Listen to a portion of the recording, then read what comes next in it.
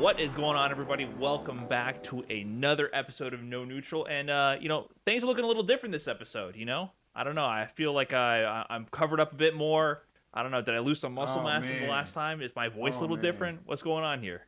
Yeah, did you see the intro that he did with the jacket? I saw the intro. Logan Samo was holding it down for me while I was away. Carrying on the E versus NA debate. Logan did amazing though, but we missed you, bro. He did a great job. He brought up some good points. I saw a little bit of low-key disrespect here and there talking about that NA 10v10, but you handled it well for the NA side of things. But I figured, if I was going to compete with you and Logan at that point, I just have to come on this show shirtless. So we're abandoning all the spaghetti straps and the tank tops and just I think the people might want to see that, Brian. The shirtless. They might, but that's the season finale. Maybe hold it off till then. Keep them coming back. You know what I'm saying? With that said, guys, we have another great episode for you today. But before we get into all the discussions and the topics, let's give a big shout out first to, of course, our co-hosts in Japan, Team No Motion. Thank you so much for bringing No Neutral to the Japanese audience and all the Japanese viewers. We appreciate you tuning in week after week. With that said, let's get on to the business.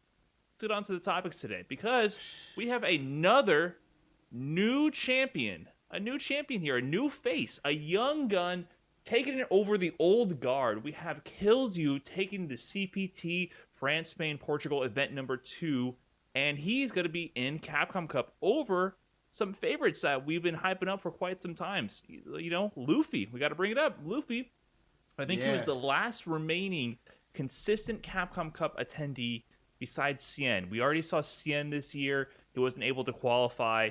And then now Luffy will have to unfortunately be joining Cien and maybe the rebroadcast, watching it from the sidelines. He's gonna have to figure something out because we have a new member into the Capcom Cup, joining the echelon of the best of the best, and that is a very young player, very strong, Kills You. And it's not like we didn't see him do work in the last CPT event. I believe he got around top 4, top 5. He was in the last top 8, doing very well. But then this one, he won in pretty dominant fashion, and no fluke. He went through all the killers in this bracket. He had one of the toughest paths to get there, and he solidified it with extremely strong Karen play. When you said that we have yet another, I don't know if you did that on purpose to try to troll me a little bit about what may be to come. But just looking at the bracket that he had, just even in top 8 alone, he had Luffy immediately beating him 3-1. It wasn't even a close set, that's amazing. Then a Kainu 3-1 in winners finals, and then again 3-1 in grand finals. He qualified for this tournament pretty dominantly, and to be able to have that composure at that young age is out of this world. One thing that I want to make sure that we do bring up, Brian, is I want to dive straight into the fire. I want to get it out of the way, okay? Let's hear it. This is maybe maybe the second Karen or something like that, and everybody's making a big deal over it. A few more, maybe. Let's up the number a little bit. Not the second Karen. Third. Can we count Mago maybe for partially being? How many Balrogs? How many Balrogs are there? I think Karen has finally surpassed the Balrog. So we had for the Balrog side of things. First we had, who was it? Was it Travis Styles first, and then we had Nero the Boxer, and then who was the third? Wasn't there one more? Oswald, I guess, who's kind of repping Balrogs. Don't guess. Well, at least he switches based on the matchup. We know he counts. Listen, we're doing the downplay Olympics right now, so I'll give you. Bro, I gotta be like honest. 90% ROG. With Karen, man, someone brought this question up in my stream last week and asked, "Yo, is Karen the new Cammy?" And I know that you feel like that's an egregious question because you feel like Karen was. Would you say Karen was? How did Karen was Cammy before Cammy was Cammy. Karen has been dominating Street Fighter V for eons at this point. And I know it's a hot topic because, Punk, who's obviously the most skilled player in Street Fighter V for a long time, has been, the main representative. But it's not just him. She is a tournament viable character through and through and has been for a long time. Even Problem X, I had this conversation with him at Red Bull Kumite. He's like, all I have to say is people are falling off from results. They switch to Karen. They start winning premieres. Yo, he left it at that. It's tough to bring Problem up, bro, because I don't know if it's possible for Problem X to give a human being credit. Outside of he give me a lot of credit stuff because that's the home, but you know how Problem is, bro. If it's not him, then it's trash. But of course, we're kind of we're playing around a bit. Karen is definitely a very relevant character. Oh, but we don't want to downplay Kills You. No, but yeah, I think honestly, I'm looking at the results now. It's you, Punk, Rubinho, and Kills You. Unless I'm forgetting someone else. So you got 4, I think, to Balrog's 3. So we'll see what happens with the rest of the CPT season to see who's the harder down player here between us. So you said you guys have 3? We have 3 Balrogs right now. Oh, okay. So if you win Midwest 2, if you win Midwest 2, we'll get into that later. Yes. Oh, okay. I like that. Said, Kills You, I think we're digressing a little bit. He definitely came out and did his thing, but I do want to highlight, he went through every single killer I think you would name for this bracket. Luffy 3-1, you said in winners semifinals. Winners finals, Akainu, who was the other guy who I was looking to potentially go far, because Akainu had extremely close sets. I think he got 3rd in the first event. He had a great set with Mr. Crimson Luffy. in the last one. And Mr. Crimson, both his sets with Luffy and Crimson were going down to the wire. He was really pushing them to their limits, and he just couldn't close out and get it into that grand finals. But he loses to Kills You 3-1, and then he goes to the grand finals to fight Akainu again, and takes it 3-1. So the only real killer I can say that Kills You did not have to go through was maybe Vega Patch, who was also in this top 8, and Mr. Crimson himself, who seemed to just be a spectator this weekend, let everyone else duke it out for a chance to join him at Capcom Cup. But man, Kills You, I mean, he even tweeted out after. Mr. Crimson actually made a statement about that, saying. Oh, I didn't know. No. What did he say? Yeah, he made a statement saying he feels like something along the lines of he feel like there shouldn't really be money in these, so that it can not incentivize people to re-enter. It's like he thinks it's against the spirit of competition to re-enter. Man, I couldn't imagine thinking like that. I can't wait for the CPT Midwest 2. I know we're going to be seeing you in that tournament. I know for sure. Oh yeah, I can't wait. But obviously, clearly, Mr. Crimson, a good guy there, and I do think he beat. I want to say him and Kills You played in the last one. I think he did beat Kills You in that tournament, and they are good friends and strong training partners. So he kind of just got out the way, which honestly is really noble of him, because in theory he could have went and just tried to smoke everybody else. Yeah, Mr. Crimson did eliminate Kills You in that losers semifinals, because Crimson came in through losers, and he beat him 3-2. So Kills You was definitely making a deep run in the last CPT as well, and I don't think we stressed enough how young this guy is. He's one of the youngest players, I think, to qualify for Capcom Cup, but I don't have his exact age. And he popped off with this tweet. He said, "Oh, you got to put some respect on my name now." So I love that. He's one of those young guns, hungry for some respect, like Chris CCH type stuff, like just the young, aggressive dudes. I like that. That's what we've been seeing a lot lately, right? Like the younger players, which is great to see especially for the Street Fighter V scene and the fighting game scene as a whole. I think we've kind of been known for a while as having kind of like the old guard doing all the work, and we've slowly been finally seeing, I think, the baton being passed a little bit, or at least acknowledged. And even if you don't want to acknowledge the young talent, you're being forced to respect it, right?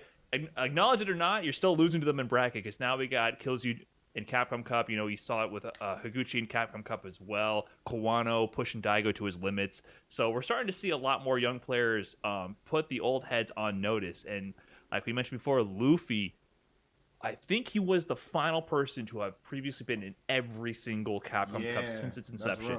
Even in 2020, when he didn't qualify, he got in via the fan voting. He got the entire country of France. I think even the president. That's crazy. He mobilized all of France to get him into Capcom Cup to keep that streak going. But unfortunately, he wasn't able to take the first event, lost to Crimson in the grand finals, and now he was out of the second event as well, unable to get into that position. So Kills You's going to have to carry on the flag here and represent. And I don't know if he's like representing his country or himself. I don't know. He seems to be kind of the like his mentality with that. But the best thing that we could do, if you want to put people on notice, is to hear from the man himself. Ladies and gentlemen, we do have an interview with the French champion, Kills You. Myself, Jammers, and the Street Writer, we are joined by the champion of this weekend, the qualification spot going to the young player himself, Kills You. Kills You, talk to me. How are you feeling right now? I feel pretty happy because it was a difficult tournament with amazing players. So, and I want to go to Capcom Cup and do a big thing. You were a very strong player. So again, congratulations for qualifying for the Cup? Because that's a very big feat, especially for a young player like yourself. Now, you finished, I think it was 4th last time, losing to Link Excello and Crimson. Going into the bracket this weekend, did you feel that it would be easier to qualify because Crimson wasn't there? Or was it going to be just as hard? I think, of course, if Crimson isn't there, it's more easy to win. But all players are very good, and it's difficult anyway, and it's only one place, so it's very, very hard. Matt, you got any questions for Kelsey? Yes, so congratulations, obviously, for winning. Very impressive performance today. You stayed in winner's bracket all the way through, and all your matches were 3-1. So that's definitely one of the most commanding victories we've seen on the CPT this year so far. So congratulations for that. I was wondering, have you ever competed outside of Europe before? No, never, because I only play in Europe in a lot of countries, but not outside Europe. Damn. Okay. So this is going to be your first trip outside of Europe, right? In terms of competing internationally, because the Cup is to be determined where it's going to be located. I imagine it's not going to be in Europe. So... I don't believe so, yeah. Okay. So, I mean, are you excited to leave the continent to maybe travel to the US or maybe somewhere in Asia, maybe? That's got to be a great experience for you, surely. Yes, I'm a little bit afraid because I don't like to go alone in another continent. But if I go with my friend Crimson, it will be fun, and I will enjoy the tournament. Okay, fair. I mean, that's completely understandable. He's a young player, and he's going to have someone as experienced as Mr. Crimson traveling to the finals with him. So that's great stuff there. So, Kelsey, my next question I got to ask you is about your lovable character, Karen. So, you are the 4th Karen player to qualify for the Cup. And I want to hear, because people don't really hear you talk about the game. So, I want to know, how do you feel about Karen, this version of Street Fighter V? For me, Karen is a very good character, but she has a bad matchup. So in this tournament, I don't face bad matchup. So I was a little bit lucky, because if I face, for example, Vega Patch, Frank is very annoying for Karen. I think she's very strong, but she demands a lot of skill, because in a pressure situation, it's hard to confirm everything and be okay with punish and other stuff like that. So she's really strong, but she needs a good mental. Interesting. So there you go. He mentioned it because we did mention while we were commentating your matches when it was the final 4 players. I said, out of Akainu, Vega Patch, and Luffy, you probably wanted to avoid Vega Patch the most. And judging by what you just said, I look like I hit the nail on the head. Definitely confirmed it. Sometimes, like you said, you got lucky, but you have to remember in tournaments, there is that thing we like to call bracket luck. And you took advantage of your good matchups, and it earned you the big reward of going to the cuts. That was fantastic gameplay from you, regardless whether it was good or bad matchups. You got any other questions for Kelsey? Yes. So we only saw your Karen on play for this particular tournament, but I've heard you also have a Mika as well. Do you think we will see your Mika play at Capcom Cup? Yes, because I have matchup, or I can't play with Karin like Menat. I think Menat is too hard for Karin, so I'm gonna play Mika and maybe Poison. I don't like the matchup, so I can't play Mika as well. Yes. Okay. Speaking of your character roster, Karen and Mika, from now until the finals happen in February next year, are you going to potentially prepare maybe a 3rd character? Are you considering it? Or do you think Karen and Mika can potentially take you really far in the Capcom Cup finals, Kelsey? No, I think I will work with my character, because 2 it's enough for me. And I will do my best with these 2 characters, because work on a 3rd character, it will be too short for me. Now, Kelsey, speaking of the Capcom Cup once again, now, obviously you are the latest person to qualify.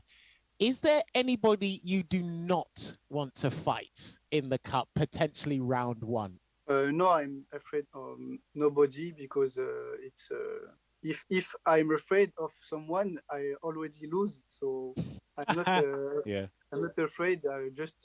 I prefer play certain matchup, but I'm not afraid of anyone. Okay, I like that. And another question I have before I hand over, Matt, for the final question. You're another young player that's going to be in the cup. Now, Daigo's obviously qualified. He's one of the oldest players to be in the cup, and you're one of the youngest players to qualify for the cup. This game is all about decision making, right? Now, what is it like for you to kind of make some of the decisions you do at a young age? Because again, that's more pressure on you or should I say maybe less pressure on you because you're having a whale of a time having fun, but under pressure, how does it feel making some of these decisions that potentially might not go your way? How does that feel for you? It feels different in the first two and first three, of course. But you have to make a choice because if you don't make choice and you just block, you will die. So sometimes you have to take risk to win. So of course it's a bit hard to take risk, but you have to. So it's normal for me. Oh, wow. Okay. Again, probably someone else of an older age would have said, you know what, it's not good for my heart. But he's got those young man like fundamentals, basically, isn't he? He's got, the doesn't come under pressure too easily, good to cope with it. Now, I got one final question before we let you go. Capcom Cup prize pool is over 200,000 USD. So I'm pretty sure that's about over 180,000, 190,000 euros. If that was in Killzyu's bank account, what would you do with that money? I don't know. It's hard to tell.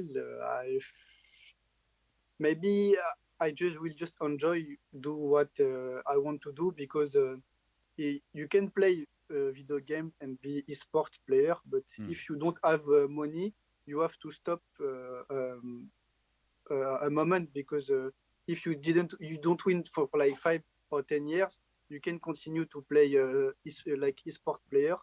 So for me, the money will help me to continue to do my passion and play like game. Like I want to travel in a lot of country, and I like to compete. So this money will help me to compete.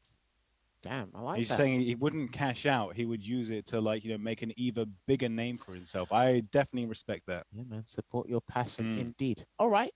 We are just about out of time. Killzy, once again, for congratulations for competing and qualifying for the Capcom Cup. You will be joining Mr. Crimson in the cup. We cannot wait to see you play and be completely biased towards the European region as well. Thoroughly deserved. Take your break, and I want you to get a good rest because, again, when we see you in the finals next year, you're going to be one of the names people are going to be looking out for. You're a strong player and using one of the strongest characters in the game. Have you got any final words for anyone before we leave you? I want to thank all the people helped me to win this tournament because I didn't win alone. Akainu helped me a lot, even if we play in the final. Crimson helped me a lot, so I want to thank them because it's because of them if I win this tournament. Sweet. All right, Killzy, we gotta love you. We gotta leave you. But again, congratulations for qualifying for the Capcom Cup. We'll see you soon. Thank you. There you have it, words from the champion himself, Killzy. And yeah, it's a good point that he brought up. This is going to be the first time he's really traveling internationally for competition for Street Fighter V, so it's going to be testing him in new ways. He's already proven to be maybe a late bloomer, get into the game a little bit late with Street Fighter V to be competitively as relevant as he is right now. But like he mentioned, it's different. Getting offline, going somewhere, maybe fly internationally, come into the hub where all the players are there. You can see them all in person, see people preparing on the setups next to you. That vibe is totally different. So it's going to be really interesting to see how he performs in that kind of environment. It might get a little intense with the crowd there. Especially at Capcom Cup. Oh, but to even get to that point, to even make it to Capcom Cup, people have to do something that Big Hollywood has already done, Brian. I think that you are somebody. We should start with you. I think you got to be the favorite in this tournament. Not to put pressure on you, man. I'm not trying to put pressure on you, Brian. You're doing a great job of not doing that, I must say. You know the thing with CPT Midwest, man, is just I think the most important thing I want to bring up before we just really get into breaking down all of the godlike players in this, man, it's just that the name of it sounds like, oh, it's just Midwest, and it's not. Like it will be 100 times different tournament if it was that. You have Canada included, for example. So you have players like Safe, one of the best Urians in the world. You have players like Brutus, one of the best Abigails and Zangiefs in the world, who's proven against offline Japanese international competition, things like that. Texas, you see what Dr. African just did at CEO and what he's done prior to that. And Nigel, they had 2 members of Texas FGC and top 8 of CEO. So it's not just the American Midwest like you mentioned. It's the entire middle portion of North America pretty much. There's a lot of competition. And I think this is one of the we always talk about it because this is kind of where we're from with Street Fighter V. You for life, me for Street Fighter V competitively. So we hype this region up a lot, but I do think this has some of the highest density of player skill without the most clout. Right, and I think that's what the CPT has been very good at for highlighting for a lot of regions. Like one of the most surprising regions to me has been Brazil. By far, you get to see a lot of super strong players that you really haven't got to hear about before. This region has a lot of players that I think those in the know what's up, but maybe outside of that, people don't really know what's good. And I feel like Texas FGC has a lot of those players. Atlanta, we got Atlanta in our thing, bro. Oh, that's Georgia true. Geographically, I have some disputes about that. Why? Yeah. But they're in there for whatever. But, you know what I'm saying? Like we have definitely to some strong players in there. But to move on as far as the other favorites that I'm looking forward to, man, I would say, of course, yourself, Dual Kevin. He's been playing. I feel like he's even more active now than he was going into the first one. Personally, like I've been seeing him playing in NLBCs a whole lot. I've had to play him in those. Joey, I really think he has a great chance to take any tournament that he enters. That's a bad man. Brutus is not going to be able to make it, unfortunately. He's very salty about it. So there's actually no Brutus. Lucky you, Brian. You ain't got to worry about no command grab. Not that you wouldn't beat him. I don't know who would have won. And who else? Magnegro, bro. Safe. Yeah. You know what happened to Safe last time? He double eliminated. Early. Yeah, didn't he lose early in pools? Was it by Destructive? Oh, that's right. The mirror. Both times, bro. Destructive is the ultimate wrench in a bracket. I don't know what it is with Destructive. Like he hasn't really gotten like the big win in a tournament yet, but I feel like he always is like any match that he wins is like just stirring the pot. All the money matches he took over Texas, he basically ran through Texas. I don't know how that happened, but he kept stumbling into paycheck after paycheck from the Texas FGC by a series of money matches and beating Seth in the mirror twice. Safe. Yeah, Safe is heralded as, Mandrick I feel like is like the de facto best NA Urian, but Safe is the one that people go, oh, you don't know about Safe. That's that dude. You know what I'm saying? Another one of those, like I look at it like Mag, like of course Mag has more popularity than Safe, like in the general audience, but in general, I look at people like Mag or Safe as like your favorite player's favorite player. You know how they have that in the rap industry and stuff like that? I think the same type of thing where it's like people who really know how to play this game know, Magnegro is amazing. Safe is amazing. I think something that might be interesting to talk about here is my mentality as well going into it. Sure, Just the fact that of course, that I won already. So for anyone who does not know, since I already qualified, like I can't really get anything from winning outside of just money. But I'm already guaranteed my spot. So it's decent money. Oh, but it's good money though. Yeah, it's good money though. It's good money. We're playing for like our share of $5,000. So, it's still a good amount to gain. But that still pales in comparison to a Capcom Cup qualification spot. Like I would turn that money down to make it in the Capcom Cup or whatever, right? Of course. So my mentality, I feel completely different today than the last tournament. Like I was very locked in, focused. I'm still gonna be locked in. I'm still locked in and focused. But at the same time, if I lose, I'm not gonna be like mad in the slightest bit.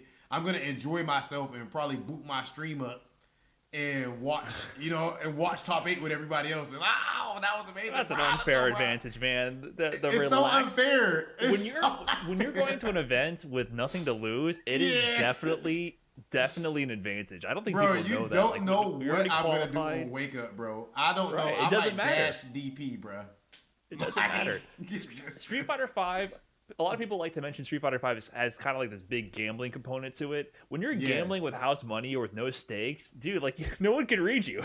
Yeah, that's why You it's like need not that fair fear. to play like poker against somebody who's like a lot richer than you or something. Right, or Like, not you don't betting have with the their same own money. You know what I'm saying? Not They're betting playing with with their own funny money, money, you got a and you're sponsor, playing with the yeah. real deal. It's totally different, that mentality. So yeah, that's gonna make you even extra dangerous. I feel like, is who knows what you're gonna bust out. But for the rest of us, speaking from the other side of things, it's do or die, right? Yeah, this is it. It's This actually is it, a bro. lot of pressure for everyone involved. I mean, this is going to determine who's going to get into Capcom Cup. It's going to be somebody new, right? No matter what, it's going to No be matter somebody what, yeah.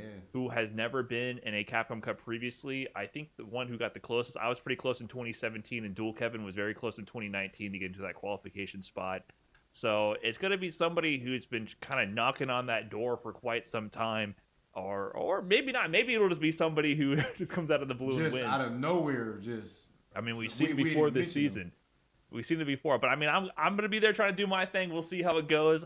I'm not with that Rob TV energy coming in. That's gonna be free because I respect the competition, but that's why I kind of bury my head down and just get the work done. So it's gonna be a tough one for sure. Maybe I'll see you in the grand finals again. Maybe not. Well, who knows? We'll have to see, bro. We have to see, but I'm excited, man. I feel like before I can't really ask you this about a sleeper pick because you got to just bet on yourself no matter what. So I would say this person might count as a sleeper pick. I would say just a kid. We didn't bring him up yet. You got third place in the last one. Did he? You got third, yeah. He took out other heavy hitters like Chacote. Yeah, he was cooking up with his Rashid, which was very surprising to me. Like, I thought you purposely didn't bring him up because he used a lot of Rashid, and you still Oh, don't man. want to acknowledge his Rashid. I have to acknowledge his Rashid at this point.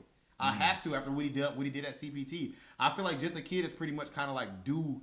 He's kind of due for a big victory at this point, man. Like he's been doing it for a few years now, and he's been consistently improving year after year. So I wouldn't be shocked to see him do his thing here. But guys, I don't want to hold y'all up all too much. The last thing I will say is that this region, what makes it so special, is the energy, man. It's the grassroots. It's the banter, the genuine tight relationships that we've all had, having to travel through all this goddamn snow and whatnot over all of these years just to go play for a couple $100 or try to qualify for a Red Bull spot. But we have come so far from those days of playing for that just like $200 to the point where now we are playing to qualify for the most important tournament in fighting game history, Capcom Cup. Ladies and gentlemen, this is CPT Midwest number 2.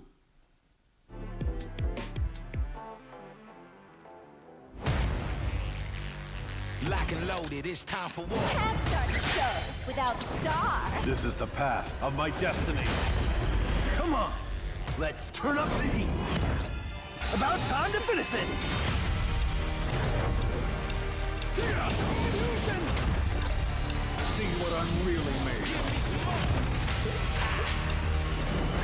I'll show you. Yeah. It's time for war. How do you like this? It's time for war. That is the truth of what you must seek.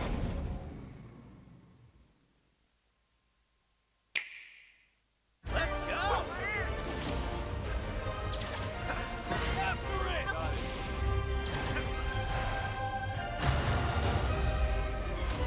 Fear my strength. Have a taste of this. Don't take this personal. I'll show no mercy. This is for my fellow hunters.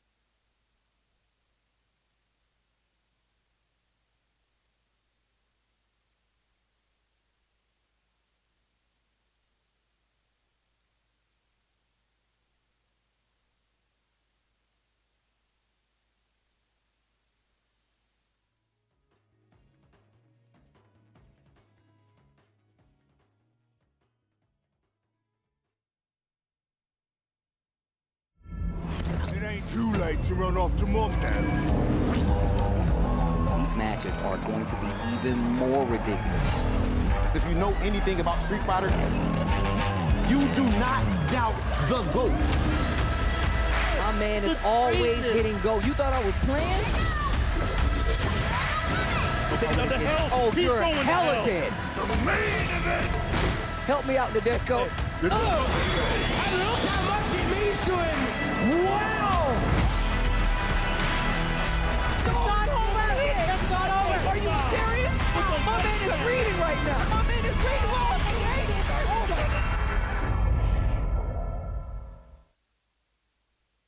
Welcome everybody to the Mid-Best 2 tournament, CPT style. We back on the mic because it's all right. We already got Rob TV in one spot. Let's see who's going to cop the next one. Before we get the fisticuffs, we got to run the introductions. You know, my name is St. Cola, and I'm joined with my boy David. How you doing, dog? I'm doing well, and it's really good to be here commentating with you. I'm happy that you're in SoCal. You brought the cold with you. It's actually freezing. It actually is cold. It actually is cold. Before we get too much into it, I just want to say condolences to everybody who was affected by the tornadoes that ripped through 6 states, from what I've read, including some very bad damage in Kentucky. These are states that are included among the list in this Midwest. So I just wanted to give some voice to that. I hope that everybody's doing okay. Right. As far as this top 16 goes, Midwest is one way to put it. One way to put it. That's true. Okay, you did mention a couple of the players that are there. Let me tell you, though, that it's not all Midwest, all right? In fact, we'll get to the players list in a little bit, but you may see some people from other, maybe the South, maybe Canada as well, showing up pretty heavily. That is true. When we take a look at the bracket, at least in the winner's side, Rob TV already qualified, still coming through for that cash. Like, what? Going up against Destructive. Then we got Joey versus Kendricks. Equinox's own Brian F versus Magnegro. And last but not least for the winner's side of things, Just the Kid going up against Safe. Now, loser side for top 16. We'll see something a little bit different. Some new faces, some familiar fisticuffs. Topline versus Sabo. Then Joe Umi Rogan, CEO's top 8. Joe Umi Rogan going up against Hitman. Then Kevin Malone Chili. God, I love that name. A.K.A. Spriggan, my boy, going up against Dual Kevin. And then last but not least, El Chacote and Rocky to round things out, loser side. There you go. That's the list of the players' names. But like I said, as far as where they actually live, I counted them up, buddy. We got 4 from Texas. 4 from Texas. We got 2 from Alabama. We got 2 from Ontario. That's in Canada. Okay. And then we have the rest from Minnesota, Ohio, Illinois, Indiana, and Wisconsin. Look, there's a lot of strong players all over North America. True.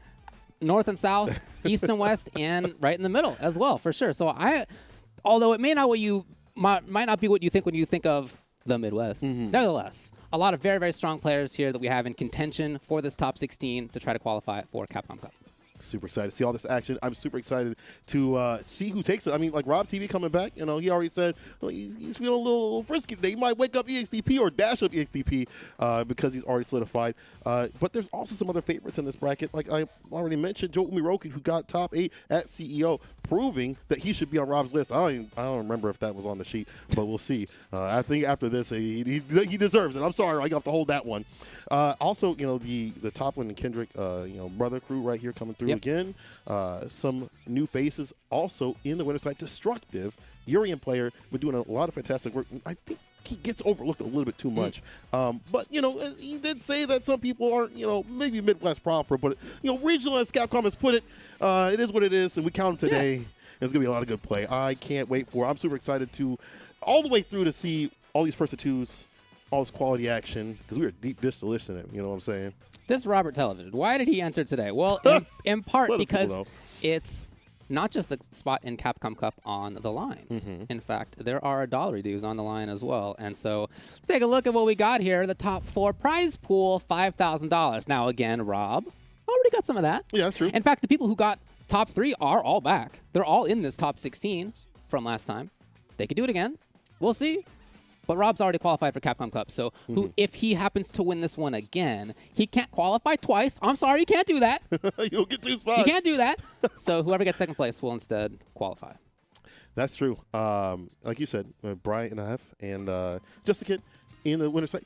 Maybe seeing a similar story, but we'll see. We'll see. I am trying to prophesize nobody's demise out here. We don't know what's going to happen with that, but again, he's going to get a share of that if Rob TV does land that victory. But we'll see what happens with that. Woo. But over $200,000 in total prize pool for this entire Capcom Cup journey. That is ridiculous. So, everyone's getting paid out in those top spots if you're coming through. And we've already seen a lot of people come through. We've already seen the qualification last week of Kills You and many other players. A lot of surprises, a lot of variances in terms of character choices. So I don't mean that just for the top spots in terms of like qualification, like the final ones, but also these top 16s. We've seen a lot of diversity. Dans have been coming out. It's true. A lot less camis that I know people like. Cami Army is going to be taking over. We saw the beginning of Capcom the seasons, but it hasn't been like that. There's been a lot of diversity, so you have to watch out for every character. And that's how Street Fighter V is right now. You have to watch out for every character. Every character is a threat, and there's a lot of new faces that come from that too. In fact, we got to talk about one threat real quick before we get into it.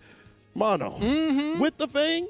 Done did the duty as CEO. I lost my voice. You made me mess up my vocal cords for that one. But that just goes to show you, the way that Street Fighter is, your character can live. Your character can actually do the work. You gotta be fearful of everybody. If you don't know the matchup, you just in trouble. You're absolutely right, and I think that we're going to be seeing that same kind of thing this weekend. We were counting up which characters we can see. How many characters could we possibly see? 13 is plausible. 14 is plausible. Right. That's a great list. It's a really great list. I mean, we're probably only going to have a couple of repeats. Right. I think that's how it is in this region, just like everywhere else in the world. Again, very, very strong players that we have here. There's a lot of history between them. We'll be getting us some of that as we get to those actual matches. But that's one of my favorite things to talk about, of course, is the history between these players, the history of these players. What have they done in the past? And a lot of these players have done a lot of work in the past. I just want to point out one thing, though. We're talking about character diversity and how there's so much. There's a few repeats right here.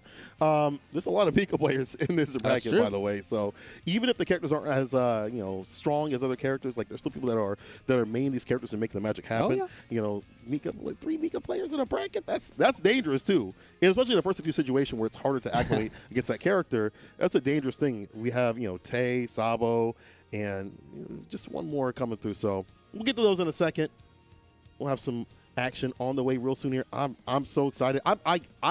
People have picked Rob to win, right? Yes, and I think a lot of people would be like, Rob's just going to take everybody. I think Rob picked Rob to win. Yeah, Rob, of course, picked Rob to win. And I don't know. I feel like after the last CPT that we had, Midwest style, and after his little list and stuff like that, people have kind of been turning up volume a little bit. Just a little bit.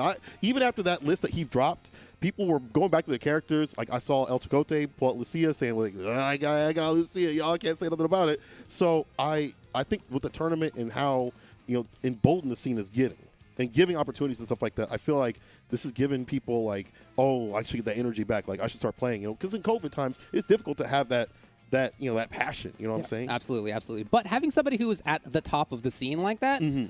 Is just a really good reason to also get good and make sure that they are no longer on the top of the scene. It's just really rare that the same person has stayed on the top in that kind of way for multiple years, right? Just historically in the FGC.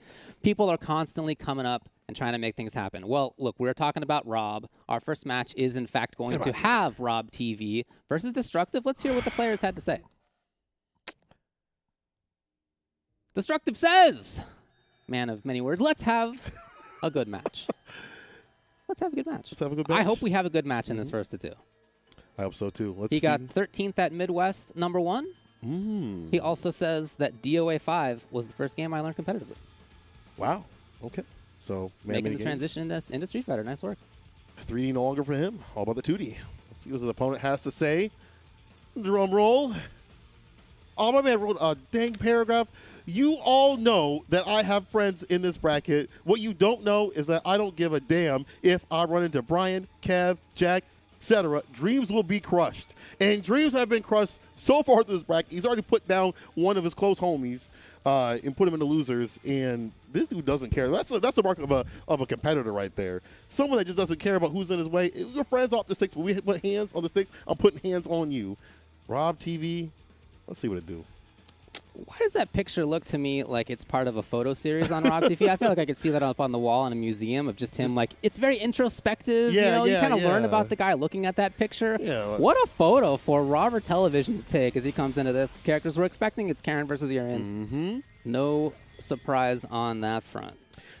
Destructive does have a Zeku, but I feel like Urian is definitely the character he's come with the most, right? He's most known for that. And I feel like that's more of like a secondary kind of pick. In this matchup, I don't think he really needs it. Well, Rob's already stepping forward on the Street Fighter Duel stage, trying to harass, trying to get things going. As he did say in the pre-show, he may be playing with house money, but on the other hand, when you're playing with house money or with somebody else's money, you may not always take it as seriously as when things are on the line. So we'll see if he really is. Yeah, let's see what they do. Already got him caught up in the corner. Nice anti-air. Dealing with the knee drop and controlling the pace and controlling the place of where he stands. Finds the EX for Sinha. Baits it out, reel it in. That's damage on the other end. Rob with a quick W. The fear that he had instilled, that I'm sure is not instilled on this round only. In Destructive, right? This is a long-running thing. The fear of walking forward and knowing that if you get hit, it will be for a knockdown.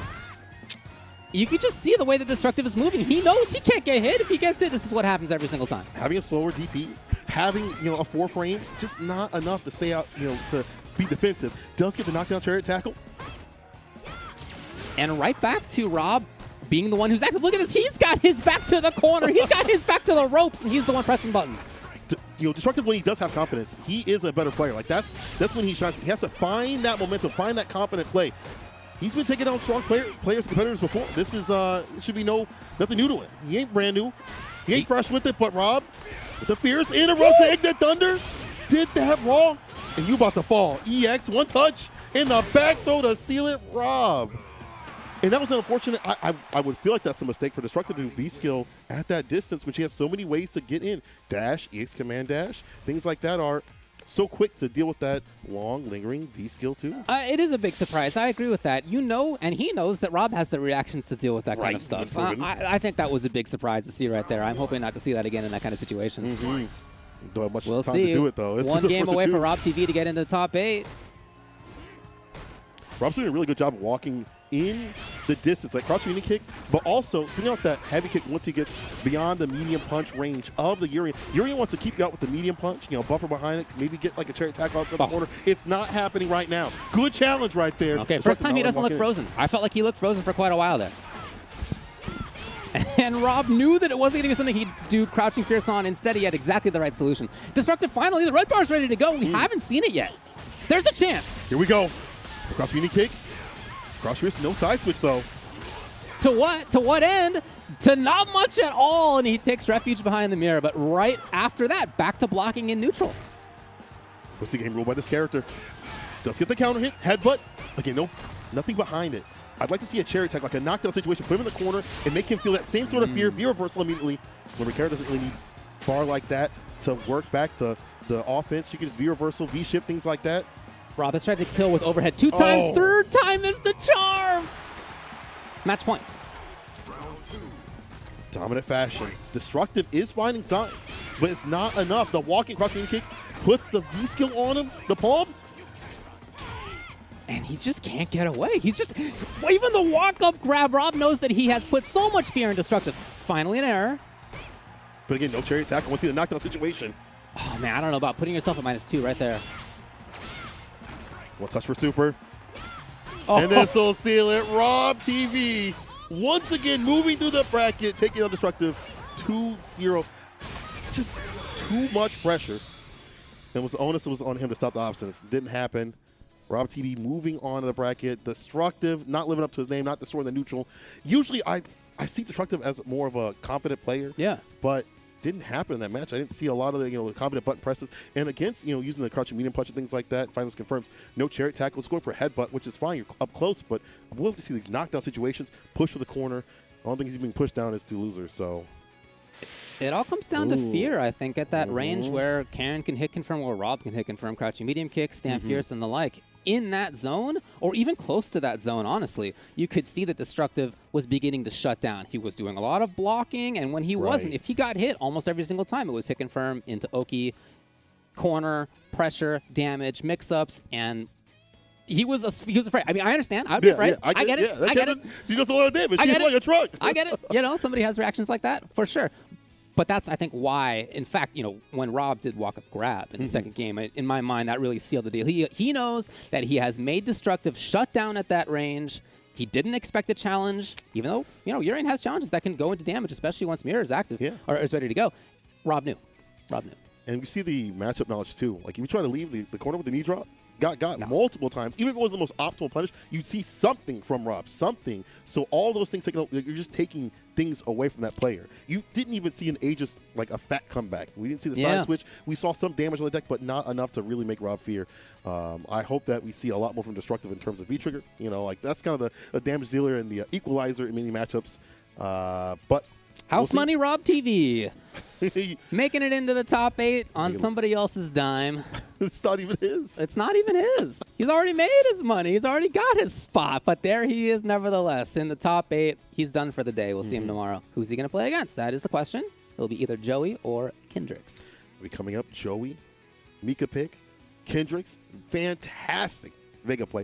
I don't really get to see Kendricks in a lot of brackets, like a lot of online brackets. And before we go on, I actually want to shout out some online brackets in the first place because be able to have a place for the players to play, arenas to slug it out in is how these players, most of them at least, have stayed strong and have gotten to this point and gotten better, right? The online local, close the distance, NLBC, low kick, digital havoc, in mini more Casa when it was going on too as well. I know some of them are running things offline, and some of them are more on the east side of things, East Coast. Hey man, Wednesday Night Fights allow some of these players to enter as well. That's I'll true. have you know. They switch on over. It depends on Texas. You were you claimed a nobody, but it's. I just want to give a shout out to all those locals, and that's some of how some of these players have gotten strong. We've seen Joey, in fact, be in many top 8s of NLBC. Sure. I'm sure that he's played in the online local and many other places too as well. But having these fantastic online areas to play, is how people stay strong. How they okay, I need to get better. This person's my demon, or how they get the download in some of these players. I feel like maybe Rob TV has gotten that from Destructive when they play online or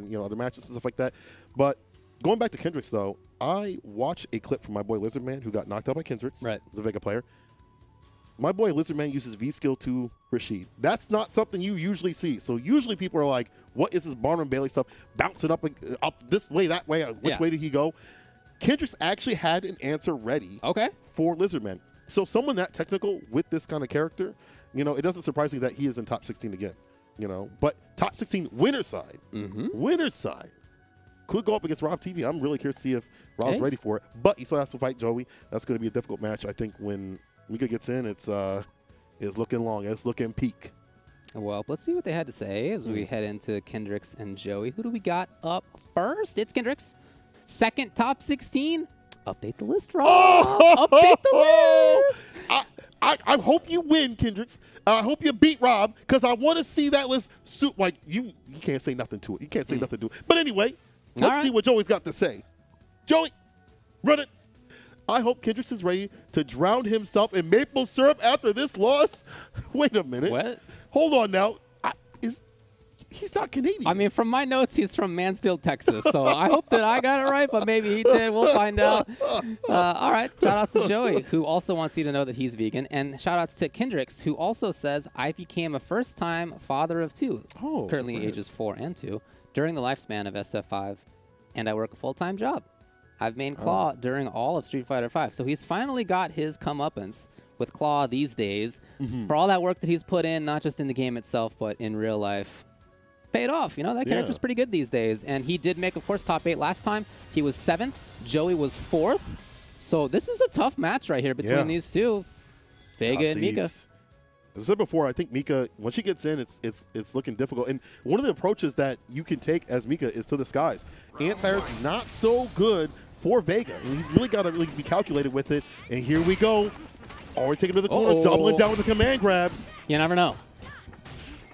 That meaty kick so strong, too. Great meaty poke. Okay, maybe trying to call out a V-shift. It doesn't matter. Still in huge trouble as Kendricks. What a combo. Talk to him for a second. What are you doing? He's getting a little bit too talkative. Too toxic. Oh, the fierce the V-skill. The V-skill power-up from Joey. Hope you like pancakes. I don't care where you're from. Hope you like pancakes. You're about to drown either way. Joey looks super confident in that round. It just started out so well, and he never let go. That's how it should be, I feel like. Oh, man. If you get in once, yeah, of course, that's the character, and he really makes it work well. The part that you see the poking right here, the footsie play, is what denies Mika that approach. But the damage has to be high, because once she gets in, we saw what happened before. Man was styling. Yeah, he's got to keep this control. This is what it's about. Not quite there. There could be a big punish.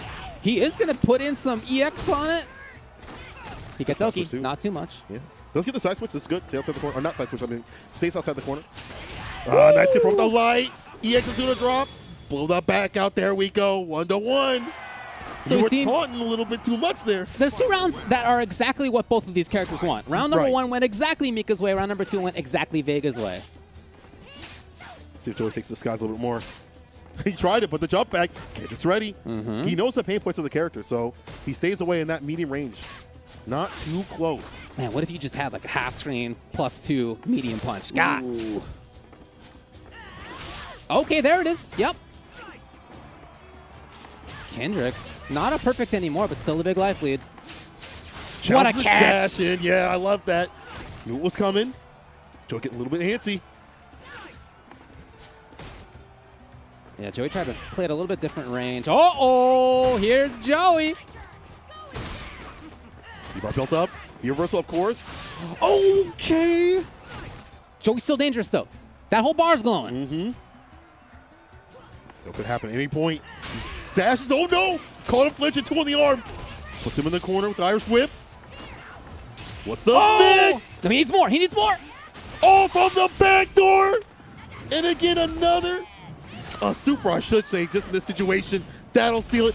Joey, he knows his win condition, too. Like, if I put you in the corner, I'm going to stick to you like Gorilla Glue. It's over. It's a wrap. Just like that, Joey. Swinging it back. And I like him doing the jump and heavy kick, too, as well. He's been doing jump fierce and a few other, jumping butts that weren't working out. The jump and heavy kick, catching Kendricks coming through. All right, Joey. Yeah, I mean, look, that last round, I think, was kind of like the synthesis of the previous 2 almost. Yeah. Like, there was the first half of it that was what Kendricks wanted. Like, he kept his range. He did V-skill on reaction to charge drop kick. True. We saw jump back jab a couple of times versus air approaches. I really liked a lot of what we saw there. It's just that, the back half of it melted away so quickly. When you get caught up in the corner, it don't matter what character you are, top, low tier, everyone can blend if they make the right reads. And I like some of the defense that did come from Kendricks. And I think we'll go back to the lounge just for a second for him to calm down. Maybe, talk to the kids for a little bit, get a little bit of that dad power up.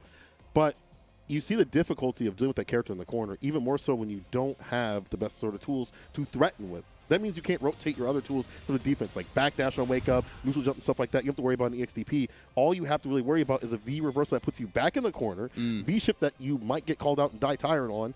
So these things are less of what Mika has to worry about. And right now, we're worried about what's going to happen because the corner push has already happened. Joey poking away.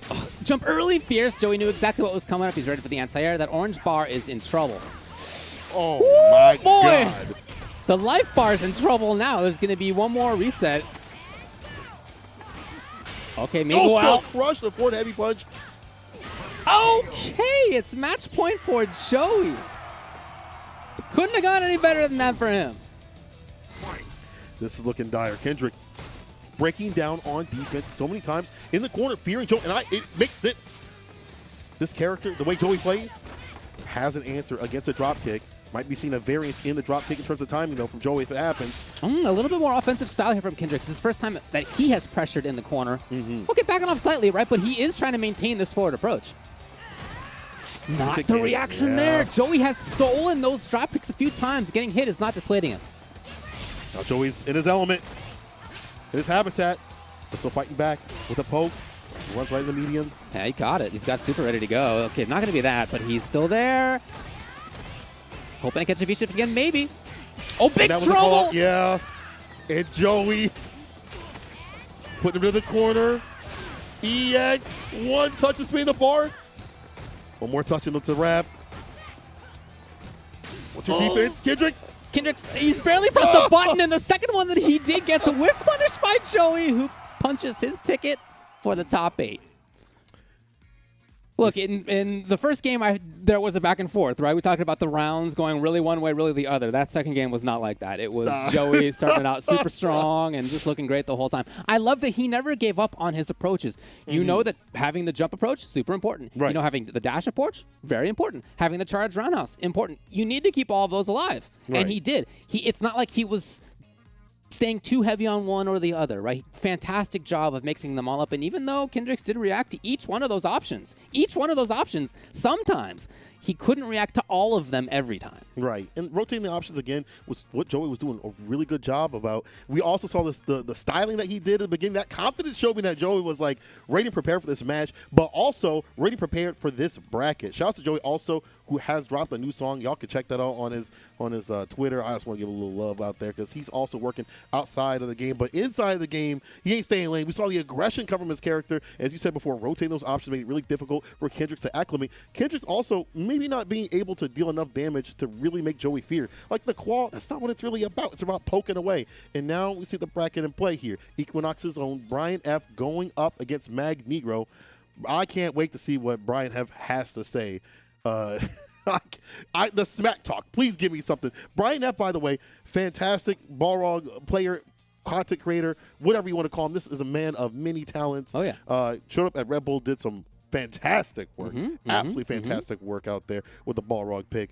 He plays Aura from time to time, but when it really comes down to the sticks, it's the Balrog pick. Yeah, it'll definitely be Boxer here versus Magnegro, a player who's been around for so long. He's been a strong player in multiple games over, I feel like, the last dozen years at least. Yeah. Well, let's just get right to the players and hear what they had to say, because some of what I was about to say is already in here. What do we got? From Magnegro, Brian, here we go, is a good friend and training partner. So this should be a good match no matter the result. I'm dedicating this match to my son for team. Trust in the do-rag. Trust in the do-rag. By the way, he also got 9th at CEO just this past weekend. Fantastic play, just outside the distance, but let's see what he does today. Now, let's talk about Brian F. What you got? Greg was one of the first people to ever support my streaming journey by helping me get a capture card in 2015. Now he will reap what he sowed. Oh, no. Oh, no. I'm going to make content out of you. I'm going to make content out of you. The goofy image and everything. Oh, yeah. How I beat Magnegro. Okay, seeing that without all caps makes a lot more sense. 4H Tim, shout-outs. Okay. Anyway, there you go. So I'm absolutely expecting this to be Boxer. It's probably going to be Birdie on the other side as well. Yeah. That's what Magnegro has been playing with a long time. He has also spent some other time. You talk about Brian playing Oro. I've seen Magnegro use a bunch of other characters. Dalsum comes to mind. Poison at some point. Yeah. He's definitely dabbled around here and there. But when it comes down to it, it's the Birdie, and that's what we saw at CEO as well. Yeah, it is. And anybody that's been playing that character definitely has been trying to squeeze everything out of the rock that is that character, because you don't get to play the Wallsy button style anymore with that character. Everything's a lot more whiff punishable, reactable. You don't get as much in terms of damage situations. So he uses V-Skill too. Yeah. In some of the matchups, I like that he's been exploring what else the character can do. Let's see if he can explore Brian F's face right here. Woo! This is going to be a great one because it's like long time, friends right here playing off each other. Yeah. You're gonna be seeing layers upon layers. That's kind of this whole bracket, and maybe for a lot of the regions because they've been playing each other for consistent amount, just layers upon layers. Let's see, walks away with it. Round start with a V skill, no punish though, a little bit too late with it. What a ballsy move! And so he's established it already.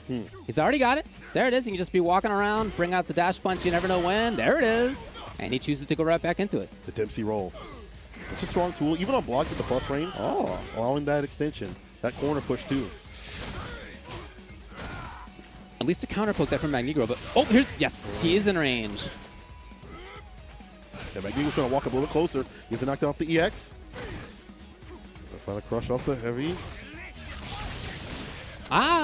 Brian. He's got the EX. Yeah. Had the bar to finish it. Brian F with the first one. And just a lot of it was the V-skill put. That V-skill, too, doing the most. Once you get the V-skill, once you're there, you just get to keep going, right? Like, you can sort of snowball right back into it, just like this. You got it. The other player, they have to deal with what comes next. Checking the dash. Crouching light. Puts he base style with the crush coming through. I like Brian F. Immediately utilizing the priority system right there with the Fierce. Big stolen turn. Magnegro not there. And that's his first jump attempt. Didn't work out. Of course, Brian was ready.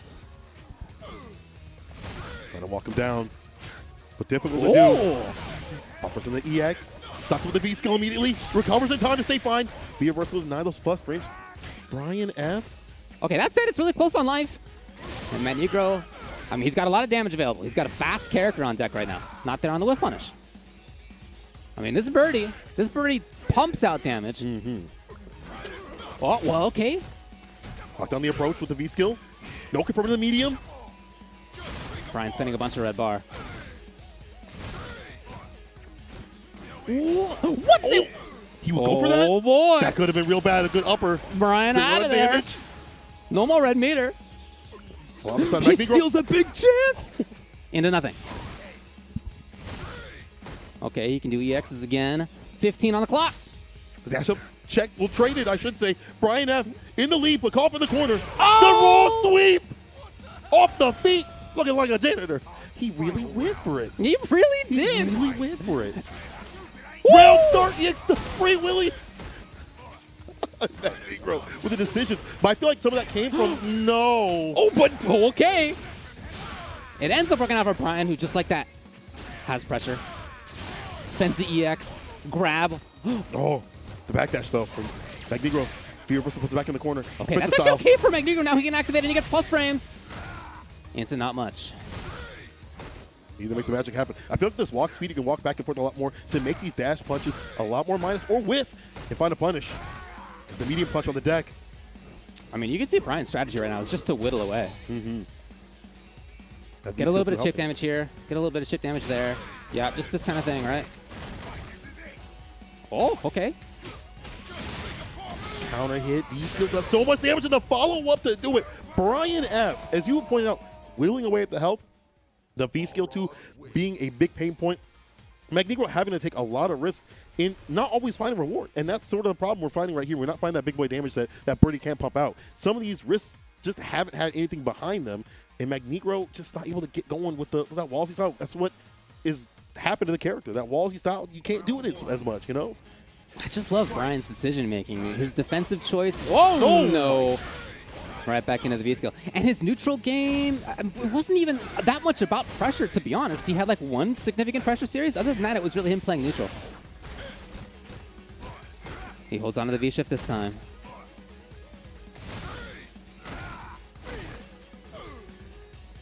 Yeah, we're just playing some nice and patient neutral, trying to find it from off the light. Didn't find anything there. Can he walk up? Nope. Looking for roundhouse instead, but slowly pushing Brian backwards, even though taking it. Well, here he is. Yeah, this is what you need. Put this character up in the corner, run the command grab mix. Birdie's got some of the grossest corner pressure in the business. Heavy kick, command grabs, all those things like that. The range that you can play at, but it's not happening here. Brian F. working his way out of the corner. Max range on the dash punch, the -4. Yeah, Brian's out of there. Happy to give up the V meter. Man, he goes individual hits. I mean, his style's so cool as well. You know, you talked about some risks. He did have some risks, but in that round, that man was planted on the ground. Well, as he jumps, but like not in range to be anti-aired, right? He is playing such a good grounded footsies game. Oh no! Some mistakes from both sides. Finds the jump in, runs the EX, get that knockdown situation. And I like the choices of buttons. Light, medium, every so often the crush with a heavy kick. That's what I'm talking about. Brian is in trouble. Okay, Brian's out of there at least. Gotta go for the breaks. Slow him down a bit. But the crouch community kick also has been doing a good job of catching the walk-ins too as well. What are these whip command grabs? Oh, bad. He did have super. Brian barely lives. Oh yeah, okay. Magnegro just hanging out. We're going to be in the corner, though. Crush. Fist to face. A throw. Oh, my God. Brian F. pulls it back. Go too far. That would have been EX up. I think that would have reached on the activation. Oh, okay. The super's available. Oh, and Brian F. goes for his first. Brian F. After all the spaghetti, but he was still ready. Magnegro had it. He could have. He could have. Yeah. Expensive win for Brian F., but still, that's still something where it might deter Magnegro in this round. Match point. Ready for the jump this time was Brian. Here's the whip punish from Magnegro, who gets the corner out of it, almost. That's what I'm used to seeing from Magnegro. A lot more whip punishes off the mediums, things like that. Always ready with the buttons, making you outspace yourself. Not that. Oh, he actually caught the second part. The confidence behind those buttons. Where's the confidence from Magnegro? There we go. EX puts him in the corner. Clips him low. The backdash was there for Brian. Is he going to turn it in? Is he going to go in? No. Backs off just like that. What's those plus frames? All positivity. That's what Magnegro wants to activate with, but you know Brian would have come out. Oh, he's there in time! Life lead now for Brian. And he backdashes. He knew exactly what Magnegro wanted. Of course you want to get the bull and you want to get the activation. Of course you do. Of course. That's the kind of defense that I'm talking about from Brian. It's not just about you block and then do you V-reversal or whatever, right? It's the preemptive stuff. It's knowing what's coming up and not being for it. That is what Street Fighter V players need to be start learning a lot more of. Preventative health. You know, a backdash a day keeps the doctor away, and we've seen a lot of backdashes. Also, stocking up with the V skill too, applying the pressure, building up that V bar quicker, building up that pressure sequence quicker, and having that on the deck also making Magnegro fear. And that is a lot of what the game plan that we saw is just like, let me get that V skill 2 going, and you're fearing me coming through with the dash punch, because now it's a bigger problem. Now I ain't got to worry about the -4 situation or getting punished. You know, you walking back and forth, you're going to have to find a whiff punish. Oh, man, what a match. But there's a lot of drops, and Magnegro could have definitely sealed it in one of the rounds, definitely could have took it down. Yeah. Could have seen a that super situation. Super, yeah, right that could have been right we just there. saw that, yeah. And that we could have been seeing a different game, but Brian F. riding that momentum, I think, you know, with a few of the missed command grabs, I'm not sure what had happened there, but what man. a genius. What a genius. All right, Brian F. So last time, Midwest #1, the top 3 included Rob TV, top 4, excuse me, included Rob TV, Joey, and Brian F. Wow. Guess what, everybody? We're on our way. Rob TV versus Joey, we'll know what'll happen. Brian F. is in that top 8 as well. So that's it for him for today. He gets to relax. He gets to hang out, plan his day for tomorrow. We don't know yet who is the remainder of that top 8. But we will find out in a little bit. Yes, we will. That was fantastic. We still have Just a Kid and Safe coming up, but I think we are going to take a look at a certain sort of duel. Is that right? Well, we might take a look at a certain sort of duel. If you mean Street Fighter Duel, is that the duel that you're talking about? It might be. Well, let me tell you about Street Fighter Duel, the Capcom authorized mobile game. It's available for download in Taiwan, Hong Kong, and Macau. Don't you forget it. Macau. Where's it available? Other regions also coming soon. Okay, follow Ryu, Chun-Li, and others to explore the mysterious organization. Experience the classic stories with all your fighters. And recall your memories of the original Street Fighter.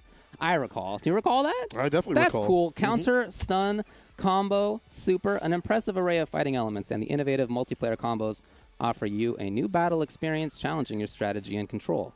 A variety of PvP gameplays and tournaments with in-game rewards will inspire you to fight the arcade legends reborn on the mobile. Download Street Fighter Duel now and join the journey with millions of players to find out who is... Can I help you?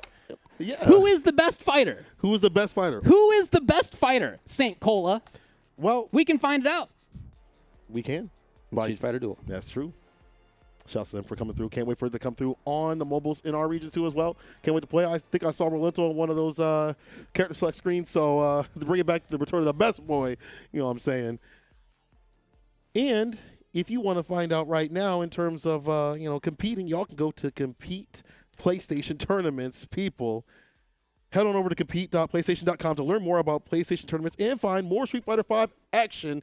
I see y'all running your mouth in the chat. Y'all can run them hands on them sticks. Register right now on PlayStation 4 or 5, depending on what console you have, and play some Street Fighter V. If you think you're nice, come through. Well, I'm going to be playing Street Fighter Duel myself. All right, everybody. That was segment #1. We have, as you saw, the remainder of the top 8 in winner's side. We also have a whole bunch of players on the loser side that we have to get to as well. There's a lot more fun action to come. Make sure that you stick around. Time to fight. Time to fight. Never give up. We won't retreat. The ones who stand after defeat. So fight. Time to fight. Glory waits for those who fight. We unite. We are Street Fighters.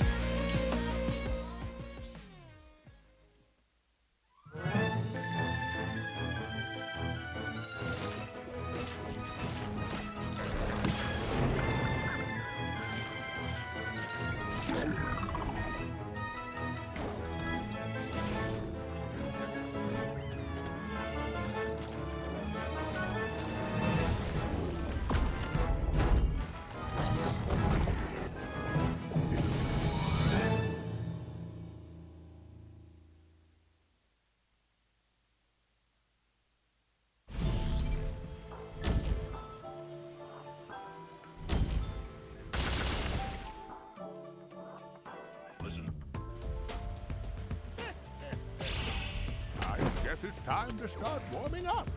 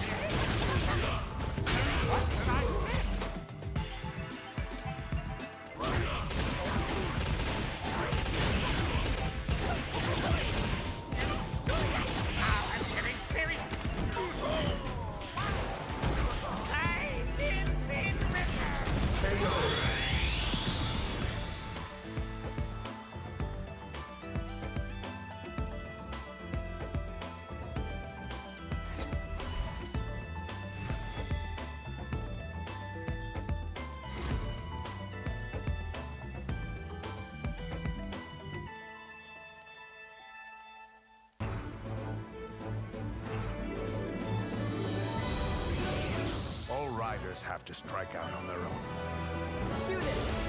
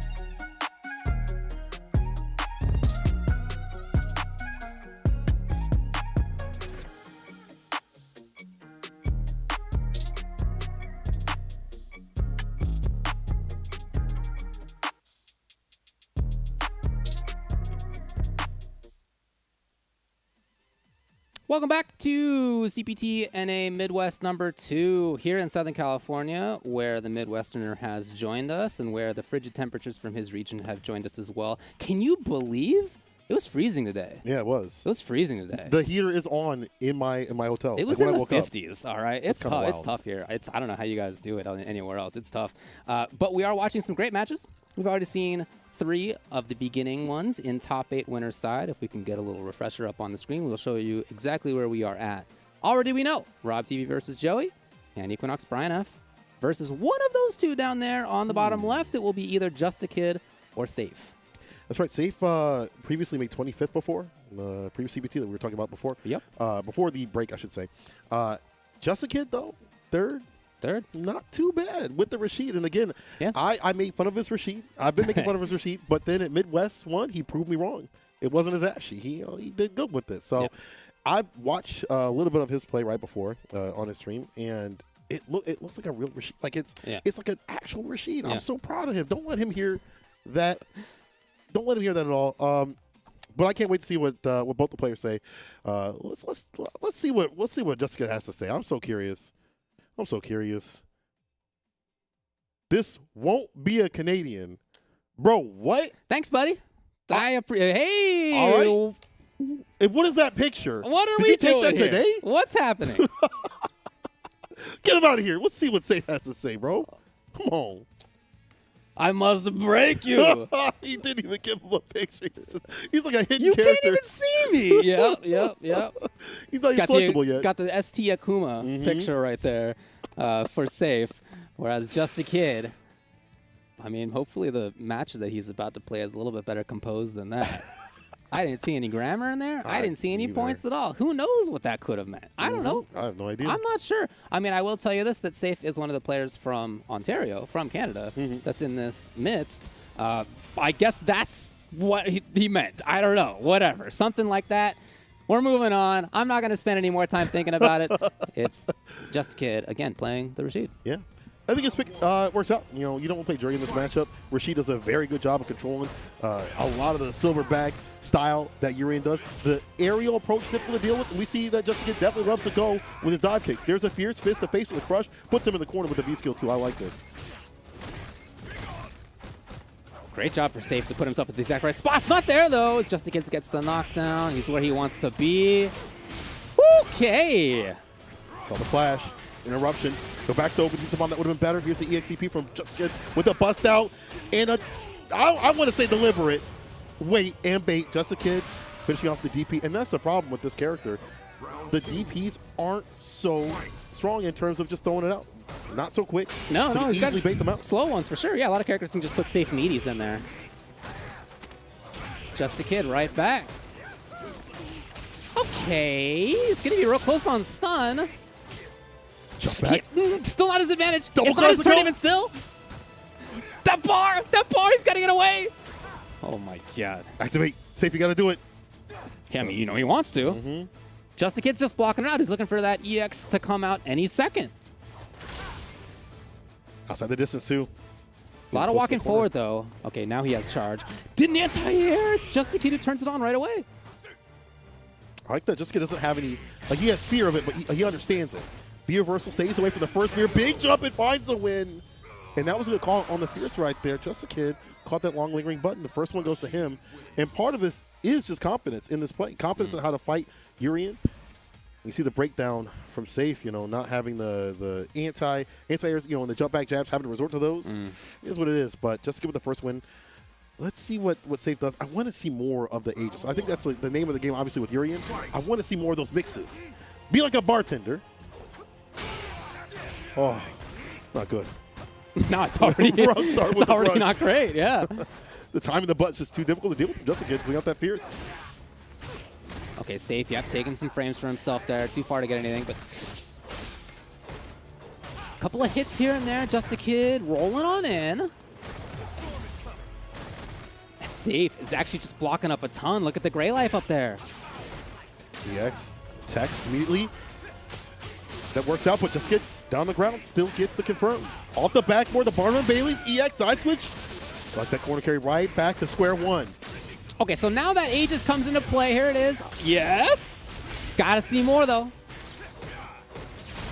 EX, yeah, keep him locked down. But the Such walk good back. patience by Just a Kid. Yeah, he was just blocking it out until he could see something that he knew he could view reversal. That said, Safe's got the life lead. That Aegis did what he needed it to do. Make him crumble. Here's a throw in the corner, though. V skill does it raw. Ooh. Did he get there in time? It's a life lead for Just a Kid. Wow. These two fierces. The fierce is just in general. But I got to give credit to Just a Kid on set point. Also, I like his deliberacy with his template of buttons. That crouch light and the crouching medium kick right there to catch Safe walking back. There's reason behind what he's doing. It's just he's so wily, he's so frantic, it's hard to keep up with him. That same sort of style that he had with Jury, you see it with Rashid working out even better. There's no maintenance with this character you have to do. Yeah. You just have the better buttons and you're just swinging. You're just good all the time. Safe trying to hold on. No, man. Just a Kid so ready right there.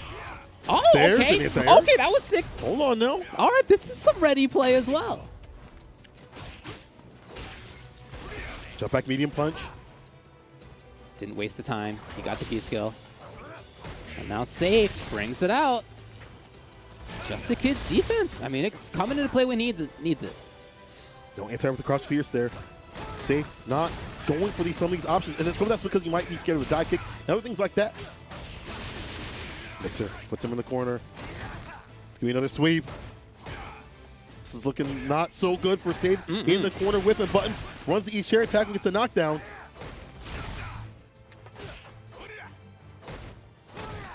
Just at this range right here, that's just tough for Safe to make anything happen. I saw even the longest limbs of that character.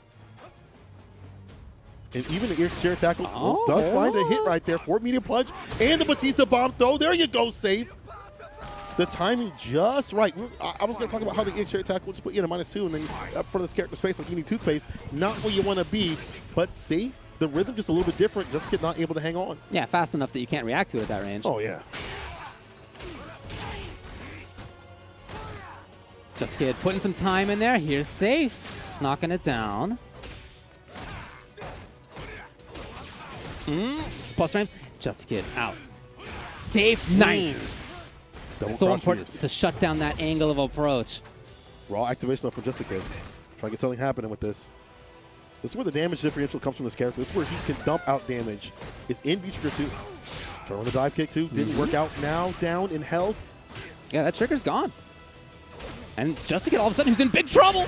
And it's going to be a game for Safe. I got to tell you, I thought Just a Kid was so far ahead in game number 1 at the beginning of this game as well. But Safe, the way that he won that second round, I mean, it barely happened, right? Like the EX cherry tackle worked. He just had immaculate timing for it and then had good Oki after that. Right. But that round right there looked a lot stronger. Walking in some of the ranges where Jessica's been swinging out stand fierce, crouch fierce, things like that, preventing it from happening, or outside the distance, maybe not always finding a buffer behind the medium punch, which is difficult to do in a cherry tackle. He still has something behind it. And now, again, walking with the confidence off the mediums. Rounds start looking great. Save for Just a Kid for the first match of the day, going 1-1, or at least not the first match, but one of these ends not being a blow-up.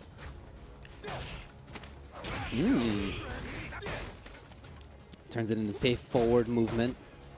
That's what you did there. Oh, EX out here. Oh, no! He can spike for the Oki and the corner push, too, as well. Okay, taking back his turn. It's hard to anti-air unless you got EX part, and you got to be real on point with it, with Rashid in that angle. Hey, first one that's worked.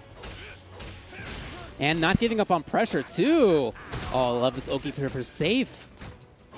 As he is at match point.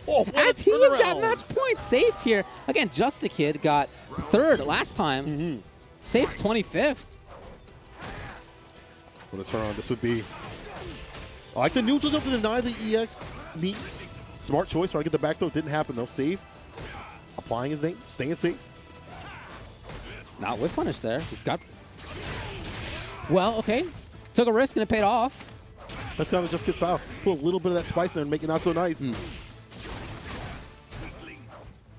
Safe one to spin that B bar for a B shift to stay outside the danger. But now it's still on in the corner. Yeah, he's in trouble anyway.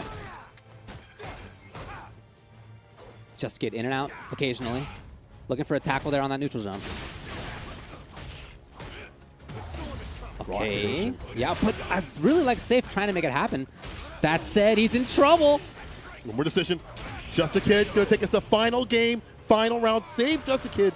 Such a back and forth. It's a seesaw right here. And some of this is Just a Kid actually turning down just a little bit where he's not being so risky. He's not just swinging out buttons erroneously. I feel like he's taking a style from one of his fathers that is dual Kevin. Hey, man, in that round, part of why he got in, it was the EX dive. You got to take risks. Here he is again. Get a little bit of reward. That making corner it push. happen. Yes. Both just trying to whiff punish at this range. They both have options. Safe has to have the charge, though, behind his. I don't. Oh. Individual hit. They are adding up. Hold on. And he'll have super shortly. Staggers up the normals, and then walking back, but just like that, EX air tackle coming through the rhythm, so hard to deal with when you're that close. Oh, the walk back fadeaway, one touch and play for the super. Yeah, well, same for Aegis.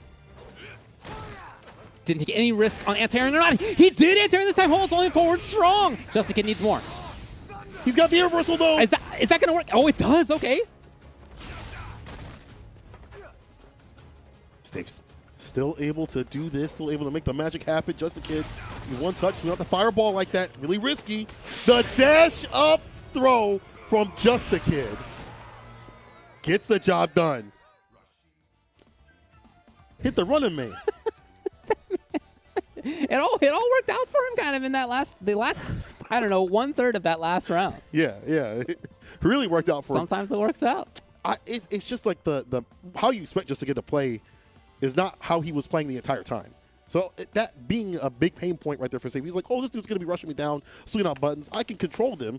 I know how this machine wants to play, but then he slows it down enough to where the post and medium kick were coming through, crouch fierce every so often, and then he just turns it right back on again. Just a Kid slowly looks into the camera. Deadpan. This won't be a Canadian. This won't be a Canadian. This won't be a Canadian. He's going back to it. This won't be. It won't be. I guess he's not going to be Canadian, and he won't be moving through winners. It won't be. Because save down losers. Is that some way? Is that a new way of telling someone could be in losers? Nobody knows. Nobody knows. Yo, chat, can y'all ask about that? Can somebody ask about that on Twitter? We'll get back to it. But man, oh man, the dive kicks were coming through too. There's some risks. We talked about that before. Just Kid was able to take these risks. In between solid play is what makes him so dangerous. For every 2 things that you do are solid, one wild thing, he made it happen. And this is looking very similar, if not damn near similar to what we saw in Midwest 1. Yeah, no, you're right. Again, top 4 last time had Rob TV, Brian F., Just a Kid, and Joey. It's like incredible. Not guaranteed that they'll all make top 5th, of course, but each of those players makes at least, top 4. Each of them makes at least top 5. That's how it is to make winners side top 8. So they are all doing pretty well for themselves. All right, there's the winners. Let's move on. The losers. Losers side. Topline versus Sabo will be our first one. Of course, you can see the remainders. Joe M.A. Rogan, Hitman, Kevin Malone Chili. Did you say that was Spriggan? Yeah. Sick. Used to be named Spriggan. I know Spriggan. Dual Kevin, and then El Chacote and Rocky to round it out. That's right. Topline versus Sabo for the first one. That's going to be some Fang on Mika action. Let's see what they have to say.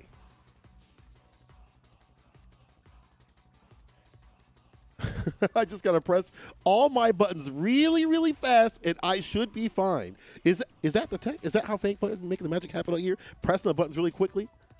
Look, I've seen Mono up close. I've seen how those hands move in person. This is also, by the way, brothers with Kendricks. This is Kendricks' younger brother. Kendricks is his older brother.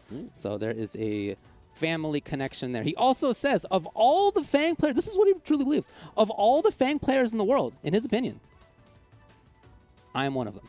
He says he is one of them. He is one of them. Wow. He is one of them. I would never guess. That's his view, and Sabo wants you to know, Topline good.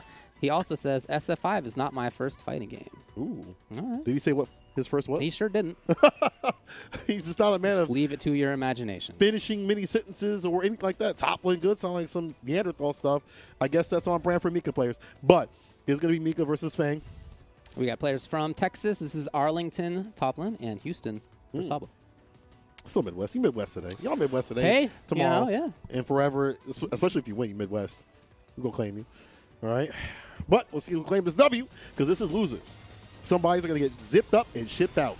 So Topline last time got 9th. He was just outside of making the top 8. So close. And it was, in fact, 2-1, if I recall correctly. It was him and Brutus took him out. But it was a close. It was 2-1 set. I remember that. That set was tight. It was. That was really good. Yeah. A lot of good decisions from Brutus. Not here in this bracket, but Sabo, let's see what he do. Round start, trying to put the cheeks on, did not work out, though. And Topline probably going to be super annoying with these poison balls. And this is some of the style that I've been seeing from a lot of Fang players, especially Mono, is try to annoy them. And when they're not paying attention, let their health line down. But Sabo going with the aggression, not letting that happen. Oh, the very late down medium kick. Nice work. Sabo's there. Right? That's not going to be it, though. Topline is alive. Landing on it, yes. The juggle stays in front. Uh-oh. No cancel. Oh, boy. This should help out. Lock down the approach. Topline is still in this. Not whip punish. Oh, boy. That could be bad. He's got that long-reaching sweep and activate. Plus frames here. He's still there. Wow, I love the use of V-Shift. That was so good on powered crouch kick, which is plus, but also takes a long time. Right. And so you can see the V-Shift into not break, into punish, working a couple times. And that's something different I've not seen from too many Mika players that use a V-Shift in that way. I like that from Sabo, staying solid with the first one. Here's that mid-range you were talking about. This is definitely a spot where Fang can control a lot of characters. You got that light kick. Super good button, very fast. Basically can't be whiff punished. Good anti-airs too. Pick the right one. Too far off for the slide. There it is. He had the hard part of that combo before. I don't know. Playing on the cloud like this approach. V-Shift. Nothing into the medium that I would like to see in EX Peach. Gonna have to think about that in the next round. Yeah, I mean, again, that strategy of the V-Shift I think is a cool one. Just didn't quite, as you said, get the right punish. But not the right option. Other than that, though, Topline looking fantastic. That's a crush. There is a super to think about, but he goes in. Oh, no. Oh, action. I really like that. I got to be honest. To not get trapped. Yes, there was the intended trap. Yeah, don't want to put yourself in the corner, which he is at right now, but finds the interruption on the power crouch kick. The EX hands. Are you going to finish this with the gold bar? Oh, perfect. With poison. Oh, look at his book record right here. A perfect KO with poison. Topline does the duty. And part of that's just like the poison. The poison's not going to kill you fast. It's a slow trickling. Yeah. But the thing is, it's added on top of everything else that Topline's doing. Yeah. Aggression, consistency, and things like that. And you're not even, most people have been conditioned to not worry about the poison. But now I feel like with him, the character being better, and just, I think maybe Fang players being more confident and aggressive, you know, I feel like it's become more of a pain point. We saw that CO, now we're seeing it right here. Topline on game point. That was amazing on so reaction. Smart. That was so sick. To deal with the drop kick, coward crouch right through. Very, very late again. Crouching medium kick. Okay, this is punish, yes. Sabo's here. He's ready to party. Sabo knows he only needs these one-touch moments to put him in the corner and make the magic happen. That's why we see the V reversal from Topline. Okay. Sabo. Okay, there was the standing version, though, and so Topline's safe. There's the EX. Puts him in the corner. That's where Fang really suffers. 4-framer. A lot of his defensive options blown up by throws. And a dash in to do it. No, one more touch. Okay, safe option. Yeah. Talk about, like we were just talking about right there. The throws to take down whatever this character wants to. You can't just EX dash right through. Right. Everything gets blown up by the throws. 4-frame also hard to challenge. Oh, wow. Challenge there. Very interesting timing from Sabo. Save for Topline with confidence. Challenge, yep. If you have a 3-frame button, you might as well. You're going to get too much off of that. Your Fang. Oh, luckily the poison. And the chase down too. Sabo going in, the drop kick. Caught him whiffing. Talk to him for a second. Tell him about himself. He waited. He just waited. And it's funny because we've only seen Topline really do the V reversal. We haven't even seen the introduction of the V shift. So that was sick for him to have the call ready. And I feel like Mika's got a lot of ways around that, right? Medium kick and things like that, just to check the V shift approach. So just sucking those options before they even come through. Sabo, even and out, okay. Yeah, some players were worried that grapplers would be too hurt by the addition of V shift, and I just don't really, even as a grappler player, to be honest, I don't really think that that's borne out. I don't think it is at all. I don't think it deletes anything. So way more active. I mean, not more offensive, but Topline is doing a lot more right now to control space more actively. He should go for the break. Okay, just let's get the knockdown situation. Ooh! I love the bravery that we see out of Topline. I love the bravery from Sabo, though. Definitely. Taking too much of a turn there was Topline. Oh, wait, that beat down medium kick, one of the better anti-airs in the game. Sabo's here to party. Gonna cork all that bar. Dude, I like the idea to find the chase down, but still, he's in. Swash, that's gonna be a punish. Taking some risks, not finding too much reward. Topline. Yeah, there's that poison, as you said. Oh, okay, it's gonna work. Topline, out of nowhere. Match point. Okay. You feel that way? Sabo with the super just in between the strings. All right. Sabo. No bar to really work with. I think some of the fears you might want to throw out like an EX or medium punch into EX to get the knockdown situation going. When that's off the table, you're worried about just a few other things, but not as much. Topline not going with the aggression. Putting the poison on it, we said the poison trickling down just creates these late game situations where you're starting to panic a little bit. Holding all the throws. EX. It's still there. It's caught at the perfect time. The patience for Sabo. But the anti-air from Topline. Keep him out. Runs it raw with the EX. He's trying to make it happen this round, you can tell. And it's not gonna. It's match point now for both. Topline already taking out Twisted Rivera. Already taking out a grappler player. No hands on me. Make this look free. Runs the EX, gets the knockdown. Thought he had established that he could get meaties in there, but Sabo's still willing to challenge. I love it. And we saw Sabo introduce like the EX Peach in there every so often, but it may not be enough. Super is on the deck. EX side switch the blocks up from Sabo. Even that. And a stun. Yep, you get the trade if you have it. Oh no! Why would you do it? Why would you do it? I don't know, but it worked out for Topline as he makes it through. Bro, you know that's Mika, right? Like, you know that's Mika. Is she good at comebacks? Yes. Can she do that? One back, though, it's a wrap. Like, you might as well put down your controller and say, listen, GG's, you win. See you next CPT when it happens. But not today. Topline stays solid, stays alive. And, man, oh, man, that wasn't a good die. There's some situations, obviously, with the V-shift getting got and, Sabo getting a lot more aggressive. It's just the poison willing down the late game situations that really got him. Sabo losing too much health, losing too much blood. He didn't catch it in time to stem that bleeding. We did see there was another view at it. He had a couple of times where I don't even know if it's execution. Like, was it an execution error to not get sleep at the end of the match? I just don't know. I'm not sure either. But in any case, as you saw, it ends up working out for him. I was going to say, I really, after Fang does stand roundhouse, the 3-frame character can basically trade with whatever he wants to do. But when you have as high of a stun bar as Sabo did at that time, it's maybe not advisable. And so I really like the idea that that's what Topline brought out at that time. That was really good usage of that tool. So Sabo is out of there, and Topline versus Safe will be in the next round. Again, Topline got 9th last time, too, so he finds himself in a similar situation. That's true. Let's also choose Joe Umirogen going up against Hitman, coming up on the deck after making a top 8 spot out here. Joe Umirogen at CEO. I feel like he's been in Bolton the past couple of months, and the way that he plays is like, it's my game. And no matter what, win or lose, if I'm gonna feel like I'm froggy, I'm gonna jump in, I'm gonna get these jump ins. Hitman though, also in Bolton too. So I'm talking on Twitter like he's about this tournament, and to get top 16, he definitely is about this tournament. Took down Briley Lakes on his path, so this is gonna be a fantastic match. Let's see what the competitors have to say.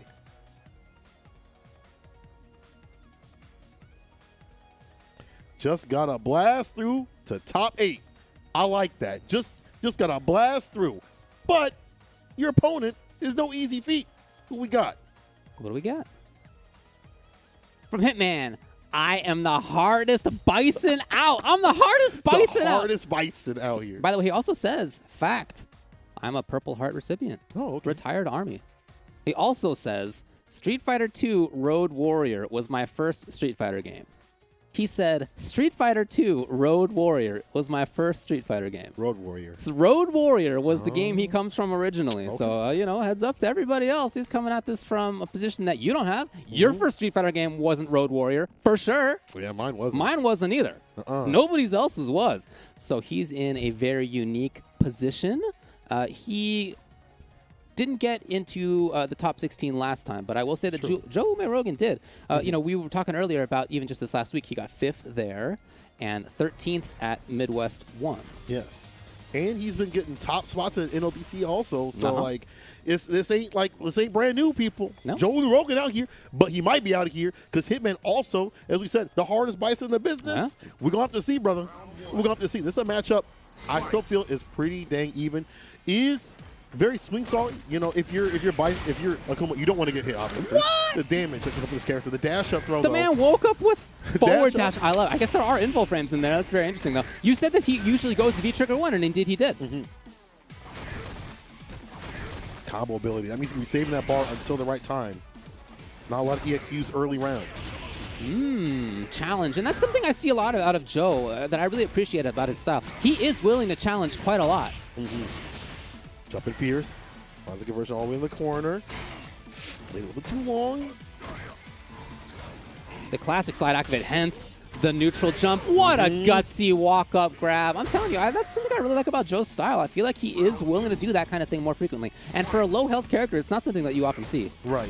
I like that dominance, that ego in his gameplay, where it just allows him to take these risks. Or not even risks, I should say, just that you know when he's walking towards with you, and you're afraid of him. What's he going to do? Yeah, what's he going to do? Like, demon flip, all this stuff like that? EXTP, that's what I'm talking about, baby. Hitman still could come back, though. This is how it starts, the back throw. Oh, yeah. And V-trigger on the deck.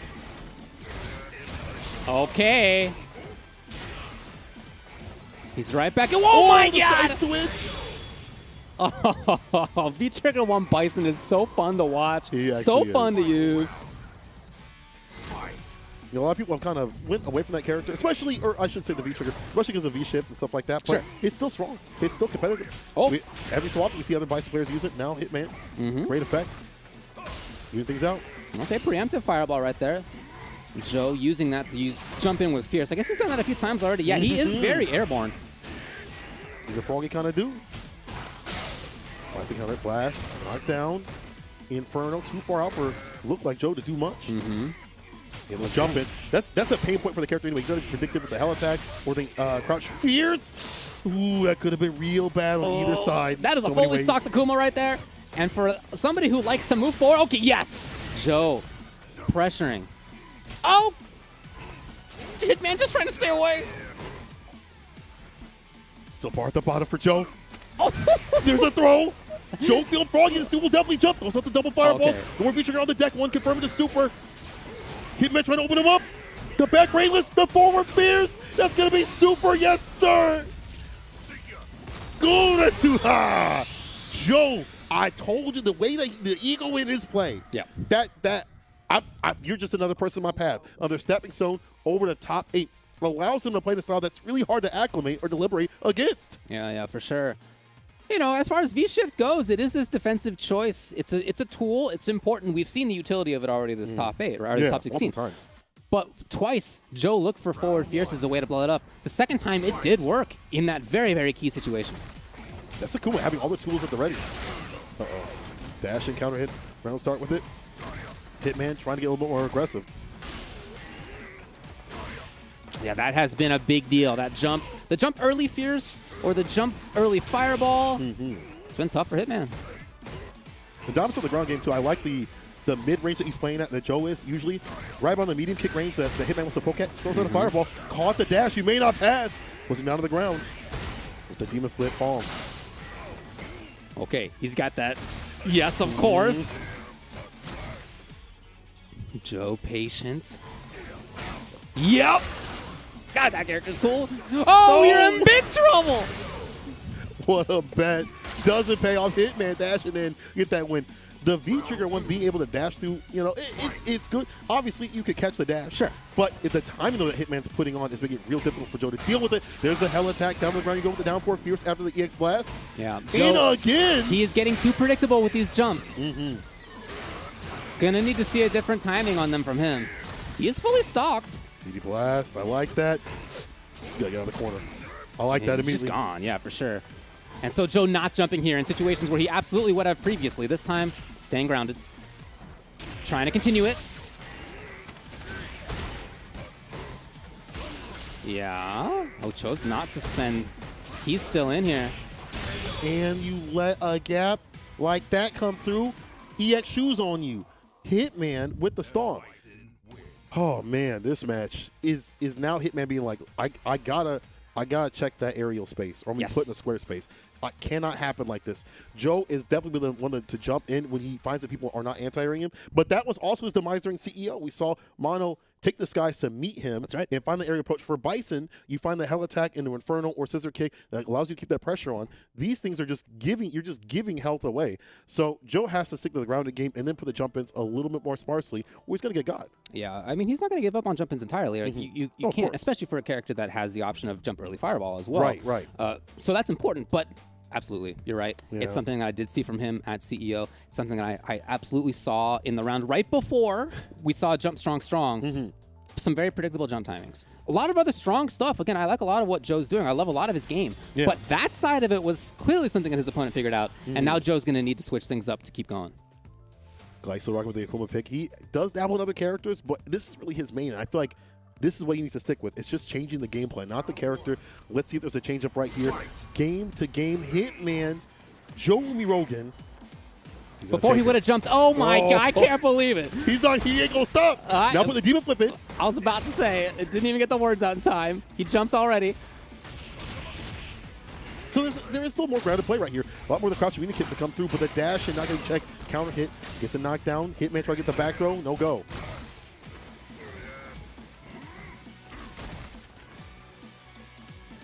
There he's staying grounded. Really nice. That was Hitman expecting a jump in and Joe using that to walk forward and get corner control. Hard knockdown.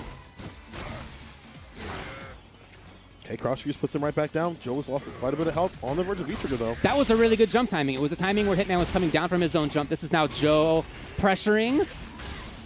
Beautiful. Beautiful. That was exactly the kind of timing he needs. Hitman was in the sky. His character doesn't have a DP or something, so he's going to land and then has to block versus that jump fierce, and that's what started things off. I like that. Joe getting a little bit different, putting a different seasoning on it. Now set himself up on set point. Having Chacote puts him down on the ground, and this is where you rule this character. This is where Bison really suffers. Caught up in the corner. That's the stun. One more decision after this will be done. Not gonna spin the bar just yet. Yep. One touch. Hitman knows. He understands the threat. Great block. Joe's looking for the threats as well. Oh, he just cancels into the EX. Smart.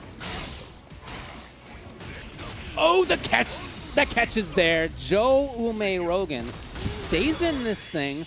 He will move on. And I really think that it was that change of the jump timing that, in my mind, ended up being a huge, huge part of why he takes this.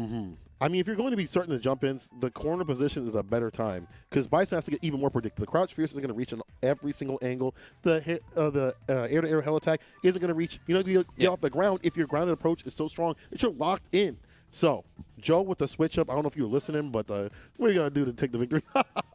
But honestly, I feel like that was one thing that he was reviewing on his stream. He was like, I have the jump-ins, I got to stop doing those. But that is something that he took off the table, only put in the right time. And now we see him moving on the bracket. Joe Rogan still in it. Hitman unfortunately out, but good on him to come to this top 16 spot and make a lot of great cool upsets happen. We saw him take down Brawley Lakes prior, or at least you saw on his stream, I should say. But it's cool to see him come through. I always love seeing Bison. I always love seeing Bison V-Trigger 1 especially. Yeah, because not many people use that. It's a lot of fun for sure. So cool match.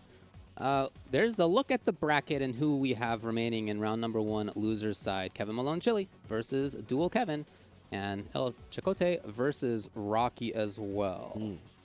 I think people only think of one Sagat player in the U.S. That's Zaffarino. That's fine. But Kevin Malone Chili has been showing out quite a bit in LBC and things like that. Let's see what Kevin Malone Chili's got to say and Dual Kevin's got to say. But before any of that, I think we need to take a quick second to chill out, wind down. But before that, let's crown some CTAs. Let's talk about what are we gonna talk about? What I'd like to talk about is let's talk about the PlayStation. Okay. You guys heard about this? Have you seen about this? What is this thing? Seen this? Yeah, the PlayStation came out a while ago. Yeah. It's PlayStation and all the PlayStation. The PlayStation itself.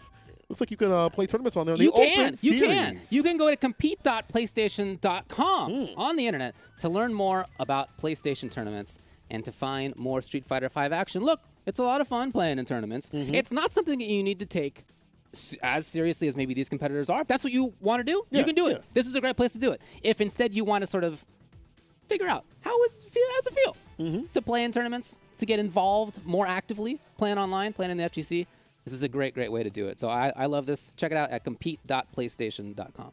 And if you want to take things mobile side of Fisticuffs, you can check out Street Fighter Duel. It'll be coming up on the screen here. Yes, sir, the authorized mobile game Street Fighter Duel is now available. Download in Taiwan, Hong Kong, and Macau. Other regions are coming soon, so keep a lookout for more news on that, the global release, and get ready to join the journey with millions of players to find out who is the best fighter in the world. Can't wait for that to come stateside. Please let me play Rolento, and please stick with it. After this break, we're going to have Kevin Malone Chili versus Little Kevin. Don't go anywhere. Time to fly, time to fly. Never give up, we won't retreat. The ones who stand have turned to feast. Alright, time to fly. Glory waits for those who fight. We unite, we are street fighters.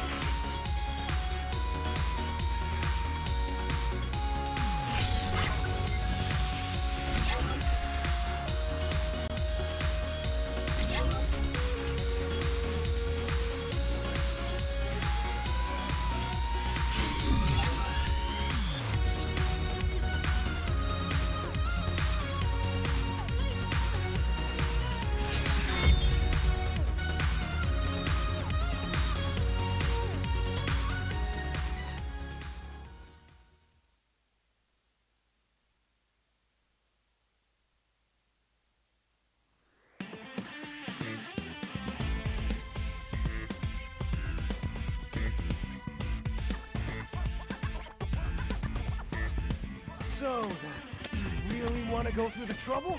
Fine.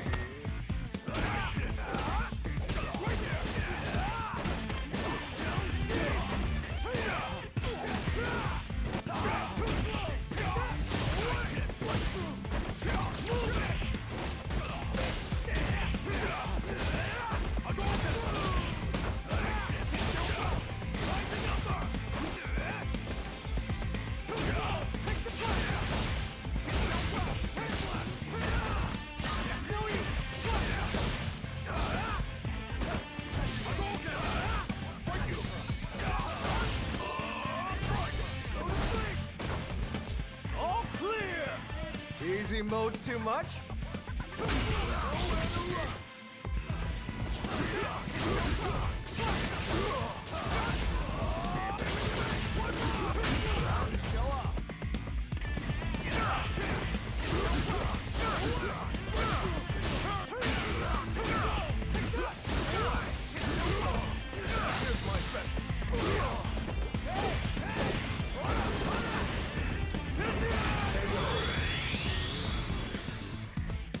Sucks to be you. I'm always ready for a fight.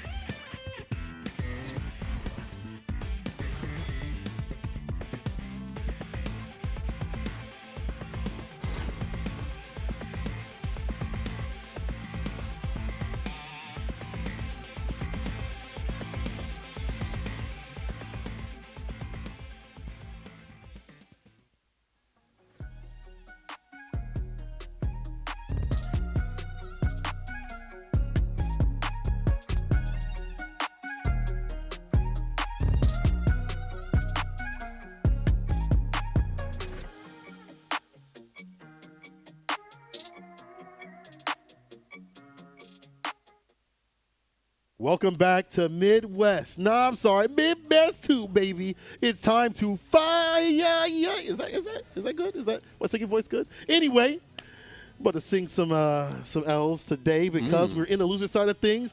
St. Cole, Ultra David, here on the mic for Midwest 2. Already got Rob TV solidified. Now we're going to see who's moving on the loser side. I love this name, Kevin Malone Chili.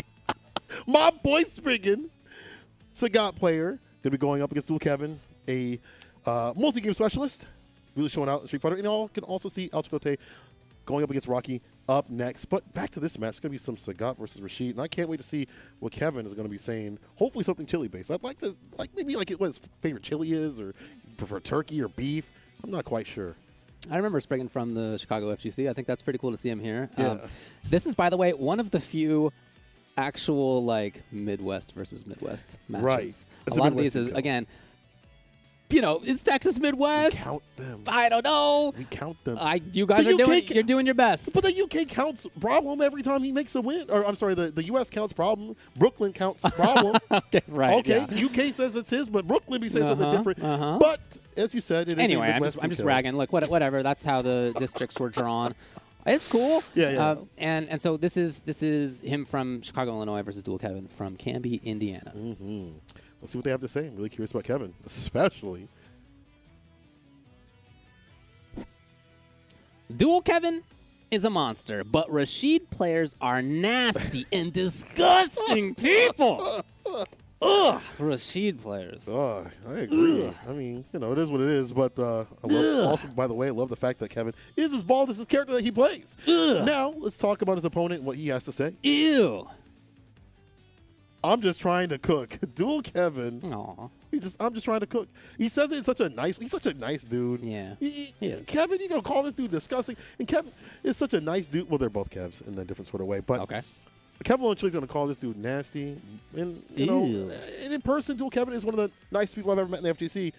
But when it comes down to the sticks, he is a savage. This dude is definitely ridiculous. Rashid makes sense to me, considering the other games that he has played. Sure. Don't know what those are, but I'm not sure. Yeah, they're games that fit his style, and Rashid fits his style too. However, the way that he plays in those is different. He's so lame with his Rashid that you don't really expect that kind of play. He whittles you down with that character, and this shows you there's many ways to play that character that make him gross. It's not just about him being rambunctious all over the screen. Sure. Also just poking away, He's got a lot of options. Yeah, that's a lot of options. Like in whatever, theoretically, another game that Dual Kevin might have played. Sometimes part of that style that he has in that game, a little bit defensive. Yeah, a little bit defensive. You might say. Mm-hmm. You might say. I don't know what game we're talking about. I have no idea either. He also, by the way, wants you to know today's my mom's birthday. Oh. Gonna make her proud on her special day by committing robbery with Rashid or G. This one's for you, mama. This one's for you, moms. Oh man, so I'm about to show you a massacre, and this is possibly a massacre because Rashid does a very good job of dealing with Sagat. He's can ride on fireballs and things like that. Sure. Great normals to combat the neutral. Can do with the medium kick, just as we saw right there in the corner push that makes Sagat suffer. This is how it begins. This could be how it ends. Oh yeah, not looking good right now at all. It's a hit or a grab away from stun. There's the stun. Dual Kevin needs more. At this point, only a grab, though. Shoutouts to Kevin Malone Chili. He is weathering this. I mean, he's not giving into obvious grab opportunities, right? He did not get shimmied, and it's a lot of work to do. Finally, Dual Kevin comes in and gets that grab. And this is the thing about Sagat. Just overall, you don't have the robbery factor with this character. You have to commit to the hit to find the damage, right? He does a lot of damage. He dumps it out. But he has to find those hits to make the magic happen. Nice whip punch off the light, gets a DP. You don't really get much Oki off this character, though, unless you're on the EX knees. Yeah. Speaking of Oki, though, Dual Kevin with the corner. This character definitely gets that. As he's here. Pressuring. He just wanted some space. Nope, it's Dual Kevin right back in there. Oh, I love the opportunity. That said, what does Kevin Malone Chili get out of it? We haven't really seen a pressure opportunity from him. We haven't seen him control neutral for very long at all. And it's Dual Kevin right back in. Feeling pensive right here. Kevin with the XDP bust out. I feel that. Okay. But you need a lot more. What's in store? B reversal, max distance, trying to stop and stem some of this bleeding, it's not looking too good for Kev, though. As you said, it's tough for him to make a big comeback. He needs very specific circumstances to get big damage. He's got to hit Dual Kevin a bunch right now, and Dual Kevin's not playing in a way that's going to be easily hit. He's not giving himself over to what Kevin Malone Chili wants. Right. There's a crush, the pickup, and the put down. It kind of makes sense if you look at the names. Dual Kevin, there's two Kevins right there. There's only one Kevin Malone Chili scooping up the chili back in the bucket. There's two Dual Kevins. There's two. It's just two of them. What are you gonna do? There's three Kevins. There's three Kevins. Maybe there's three Kevins. The way that he's playing right now, I see aggression, I see stagger stepping, and I also see defense. So maybe there are three Kevins. I'm not sure, but either way, it's looking like a 2v1, and it's looking like it's almost done. Kev sticking with the Sagat pick. He does have an Akuma, but I feel like it's the character that he's been playing the most with. Still, Dual Kevin on set point. It's about maintaining control in this situation, not letting Dual Kevin get the knockdown, get the corner pressure. Right? It's about having control here. And right now, Kevin Malone Chili is doing a great job at holding on to exactly where he needs to be. As Crouch Fierce is to delete the fireballs before they come through, or any of the other buttons too. It's right outside that range. Couple of chances for whiff punish, just didn't see it. There's the foot. This Dual Kevin slowly moving in. Okay, Kevin Malone Chili gets some space. Not for long. Fireballs. That is such an option that you cannot use. It's off the table because the V skill to come through. Another crush. Puts him in the corner with the Evil Spike. All right, EXDP bust out. One of the things I'm seeing more in this match with Dual Kevin is Kevin Malone Chili is the ability to finally convert on the crouching medium kick and crouching medium punch to seal a lot more of the damage. On the side of Dual Kevin, too many of the crouch fierce have come through and got in terms of damage. Cool. Dual Kevin's walking up crouching fierce range has just been so good. Excellent reactions as well. Kevin Malone Chili in trouble. No EX. It's there now. Oh, boy. Oh! Hold on now. Back throw. It's got the trigger activation. Again, you have to find the hits. You can make the plus frame situation off the Tiger can. That's cool, but there's not much you have to worry about in terms of mix. Yeah, he's not going to walk up and grab you, right? That's not really what it's about. Well, Dual Kevin again in these circumstances where he knows that this is a time when Kevin Malone Chili can do a lot of damage. Dual Kevin is not playing in a way that will get anti-aired, will get randomly hit by big stuff. Oh, hold on. Saving the bar. Punish. Ooh, only the strong. I wonder if crouching medium punch would have been too far out. Still, he has this locked down in the corner. Look at this spacing right here with the medium kick. And not putting too much on the deck that might get crushed, in the B skill. Okay. Baits it out. Kevin Malone Chili cooking. Not getting cooked yet. That's what Dual Kevin was hoping to do. But this pot of chili still out there. Yeah. Scooped enough in there. And staying solid, 1-1. And some of this is just playing Dual Kevin's game, but being perfect about it. That's the thing about Rashid versus Sagat. You have to be perfect if you're Sagat, right? If you're Rashid, you get a lot more moments to shine, swing things back. But Kev playing at this pace right here, this is what I like to see, but you can't break down. 1-1. Walking up, and both had the same idea of contesting the same spot. Kevin Malone Chili doing a pretty good job actually at playing with his own spacing. That was gorgeous. He took a micro step back right before that. V skill on him. Counter hit, caught him meaty. Mixer. Now Kev putting the tick throws in there. Uh-oh. Getting handsy. What a challenge, and Kevin Malone Chili out of there. Significant damage. No back throw, just a normal one. Plus he tried to get the walk-up grab. I was making fun of it earlier. But the slow. It didn't work. So slow. It didn't work. Character's so slow. Yeah. Dual Kevin hoping to react to something. This is the play style of somebody who would love to see a tiger shot he could roll through. One thing I'll give Sagat is when he gets that lead in health, he gets real annoying.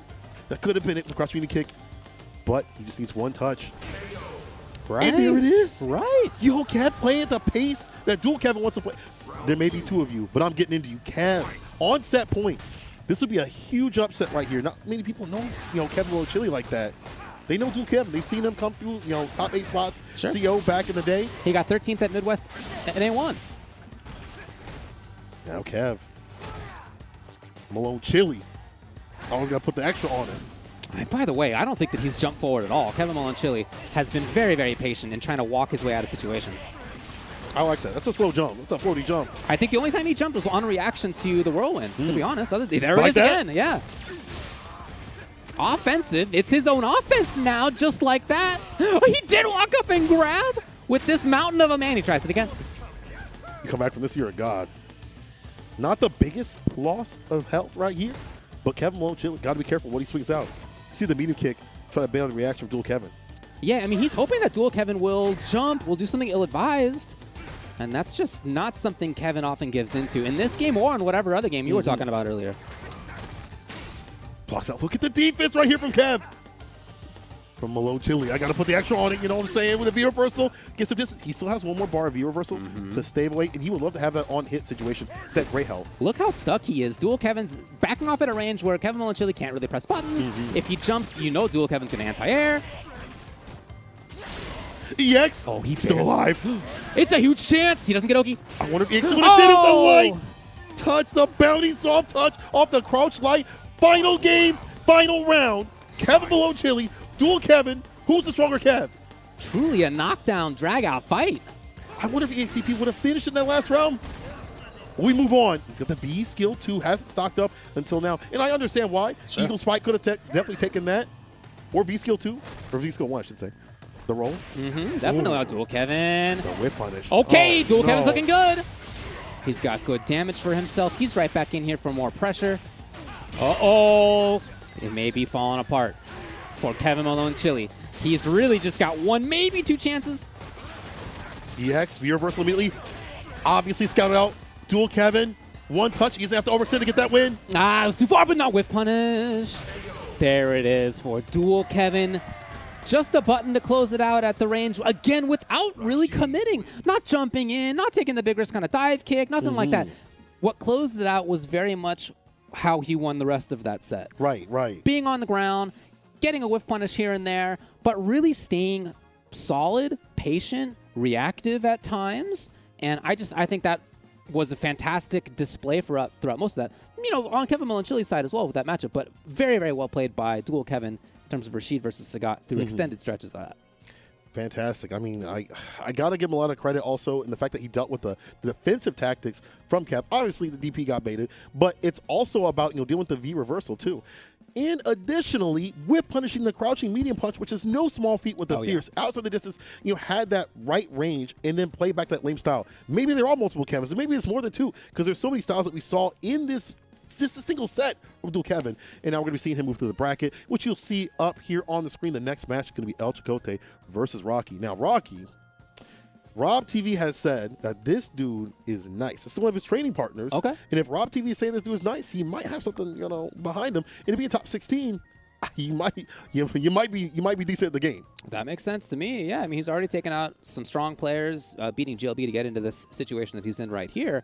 Dang, the god, GLB. Definitely, yeah. No, I think that's definitely really impressive. We got a player here from Alabama. Let's hear what he thinks about this coming matchup. So Rocky says, let's put on a show. It's showtime. It's showtime. He also says, I'm just a family man who enjoys gaming. All right. I have a wife and 3 kids, Catherine, Helena, and Elizabeth, and we game as a family. I look forward to the day my kids best me. Look, that is so great. Yeah. That makes me feel real good. Yeah. It's going to be tough for me to not root for this guy after reading that. That is so cool. Let's see his opponent. They have to say, El Chacote says, if you stand in my way, I will turn up the heat. El Chacote, first of all, is that him? I've never seen him without hair like that. But I want to give a quick shout out to El Chacote's brother, who was on the verge of having to have heart surgery. But now is going to have to only spend a month in the hospital. Okay. Not as serious as it was before. So hopefully even a quicker return back to form. So I just want to give some love to El Chacote's family right there. Best wishes. Yeah, best wishes out there. But, back to Tay and Rocky. This is going to be a slugfest. Rocky saw him come to LBC recently and definitely do some damage with the Ken pick. Tay, though, wild Mika play. Unless he's feeling frisky and it's like, you know what, I want to prove Rob's list, wrong. I might want to do some Lucia. I would maybe not say that because Lucia, while she's not a bad character, there are better characters to play. Sure. He also has a Chief if need be, so he's a man of many characters as well.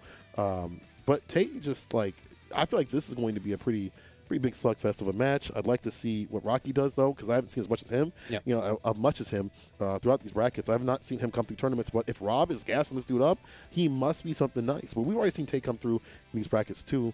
The last time in Midwest, I'm not sure what place he got. 9th last time. 9th last time. So just outside the top 8. Today could be his day. Yeah. But Rocky sends it away, and this is not going to be an easy one. Again, Rocky, last time I saw him, just his hit confirms were nice. His spacing was nice. His risk management was really nice, too, which you have to have as a kid. Your neutral isn't the best. Despite the buffs that have happened to this character, don't get it twisted. This character doesn't have the best mid-range. His corner pressure, ridiculous, you know.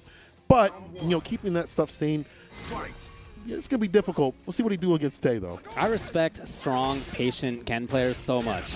Like, that is something that I would never want to do in Street Fighter. No. But when I see somebody do it really well, I'm just really impressed more than many other characters, to be honest. Look at that cross go. That's what we were talking about before. Nice, strong play, walk forward. Speaking of patience, just blocking it out. Oh, maybe a little bit too long as Chacote gets in. We'll go back, though. Can turn this all around. Oh, the idea was there, clearly. Oh. Ah, he again had the right idea. Oh, boy. Sometimes you just get red big time. Multiple times. Look, I mean, when Rocky did crouching jab, nothing, DP, like his idea, obviously you're catching the dash, you hit confirm into Dragon Punch. The idea was right, the reactions were right, the execution was not, but the rest of it is definitely something to build on. Put that together, you might be seeing a closer match here. Right. Trying to run the EX to get to the fireball a little bit late on it, stuffing it before it comes through. Beautiful. Yeah, you got to worry about so many things in this neutral, it looks like, from Ken. Crosscut DP. Gets into it. Activation. Here we go. Great equalizer. Okay. Rocky with a lot more hit confirms, a lot more damage, and the DP with the distance to deal with the drop kick. Look at him, waiting outside, and the dash in throw. And this is what makes a good Ken player so scary. Being able to, you know, solidify your game plan in the neutral and get these dashes, get these wild moments. A lot of Ken players like to get wild, not mild, all times 100%, and that is where they have too much risk. But now you see the reward of just being able to play nice neutral footsies and stay solid. And then, look at this, Rocky. Bro, he's got hit confirms, he's got the knockdowns. everything. That's kind of stuff you need as Ken, for sure. Like the shimmy didn't get it, though. But no big deal. It goes back to neutral. I like to stay away from these dangerous situations. Drop kicks and just like that, but no stuff on the dash. Tay had been pretty patient in neutral for a while. That's what he wanted before. This time, able to find it fine with the EX, with the fireball. He's seeing that is working pretty consistently now. All right, well, Rocky's out. That's it. Tay, he wanted to get the activation going. Crouching Fierce was coming out. Here it is. Oh! He actually got the inbound, saving him. Back that's careful, the super. I was just about to say, you have to be careful the super in play. The extension, because of the back against the wall, not enough to kill. But it will give him a slight lead. Meaty drop Tay, but the EXDP bust out. What a back and forth in those two wake-up situations. He got Tay with the meaty splash. Yes. And then Rocky, the bust out EXDP. I love it. Look, I like both. It's just so wild much to of see that sequence. game was Rocky being on the ground, patient, whiff punishing, hit confirming, that kind of stuff. Yeah. Not entirely, but a lot of it was that. And so for him to end the game with that is just really hard to predict. That's what makes him so strong as a Ken player. It's hard to see what he wants to do. Other Ken players play a lot more wild.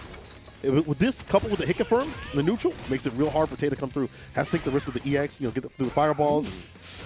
Okay, stolen turn for the first time. Here's a punish. That's plus range to Ken. Chacote. What a backdash. Rocky's out of there. You can tell Tay wants to activate. Scoop stepping away. Fireball's in play. He's at the distance where I think, you know, that fireball is going to be harder to read with the EX speech. Finally, here's the activation. Disco coming through. Reversal. However, still Tay chases, and he's got the corner. As Tay, you have to make so many more reads to make the magic happen. Even though it sucks to deal with that character in the corner. We're out of there, though. Wake up Never mind. strong. He just clears a path on his own wake up. Looking for the hit confirms. Oh. Nice DP. And that puts us at set point Rocky to take down Tay in what would be a gigantic upset in and of itself. Not many people know Rocky, but they'll know his name today. Mm-hmm. His own dash forward. Oh, no. Well punished, too. Yeah, what a challenge. Put him in the corner. Look at that throw. Great spacing on that. He's had that a couple of times. A great spot. Ooh, oh, my God. Knocking on the door. Nobody home. Daring to press a button. Rocky continues to take the command grab, but can't take too much more. One touch for stun. EX will get it done. The Brimstone, just too patient some of these sequences. At some point, you have to fight back, because just like that, Tay is just going to run all over you, you know? And Tay is the type of player that will smell that, too. Like, oh, you're down back for the down back? No big deal. I'm going to get in. Mm-hmm. Still match point Rocky. Oh, into nothing. Tay ready. Crushing knee punches the anti-air, the medium kick too as well. Footsie style, checks a dash, you may not pass, puts him in the corner.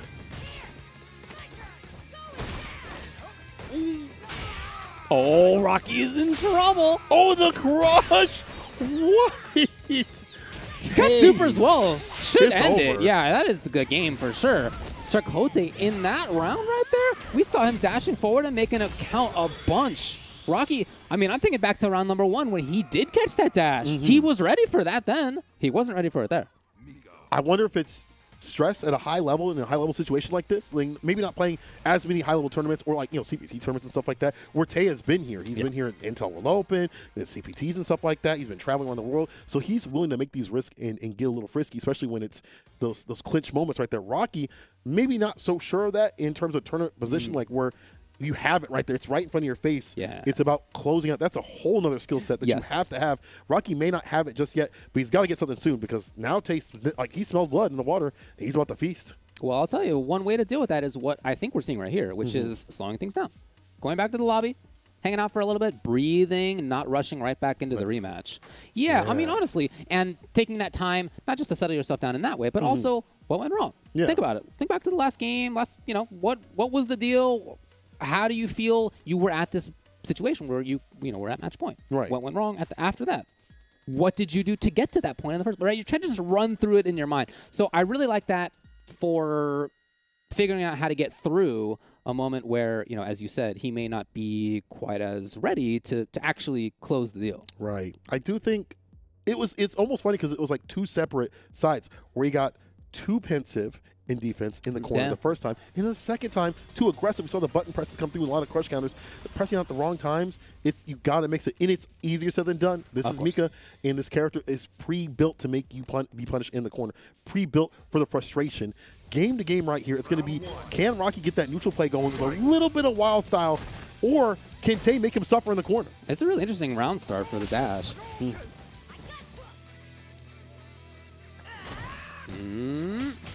There. Okay, yeah, super important to see. That's the combo he wanted at the beginning, of course. Got light in there. Not for the light confirm the DP. I like that. This is what Rob TV was talking about. Them light confirms. This hit confirms that he's got.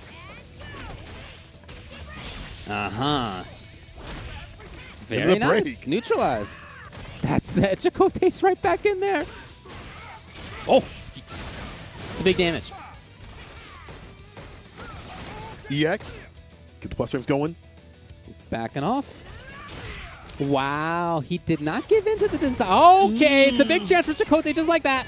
Now he needs a few mix-ups, but you know he's somebody who can do it. It's a defensive E-ship gets got this time. Baits out the XDP. And another EX. The Peach puts it on him. And from the brink, Tay puts himself on set point. It's just a few decisions. Yeah. But you have to pull back if you're Rocky. Look, sometimes you just make the wrong reads. I mean, what can you do? It's not the case that you're going to always be right. But I love how Chacote just never gives up. Right. It's always in there. And that may be the difference. Rocky may be expecting it to happen, but Tay willing to go in. Even if he's like 1 point away, 1 hit point away from dying. Yeah, this is what Rocky needs. Chacote's been here, though, as we saw last round. That's true. Throw. Activation, though. Let's go from the back door. EX. Pretty weird. Drop. Oh my god. Greedy again. What The a challenge. Yeah, Rocky is overextending a little bit at some of these. And he himself not giving up. Going right back at him. But this is Mika in the corner. Into the super. This is it. El Chacote taking over Rocky. Hurrah!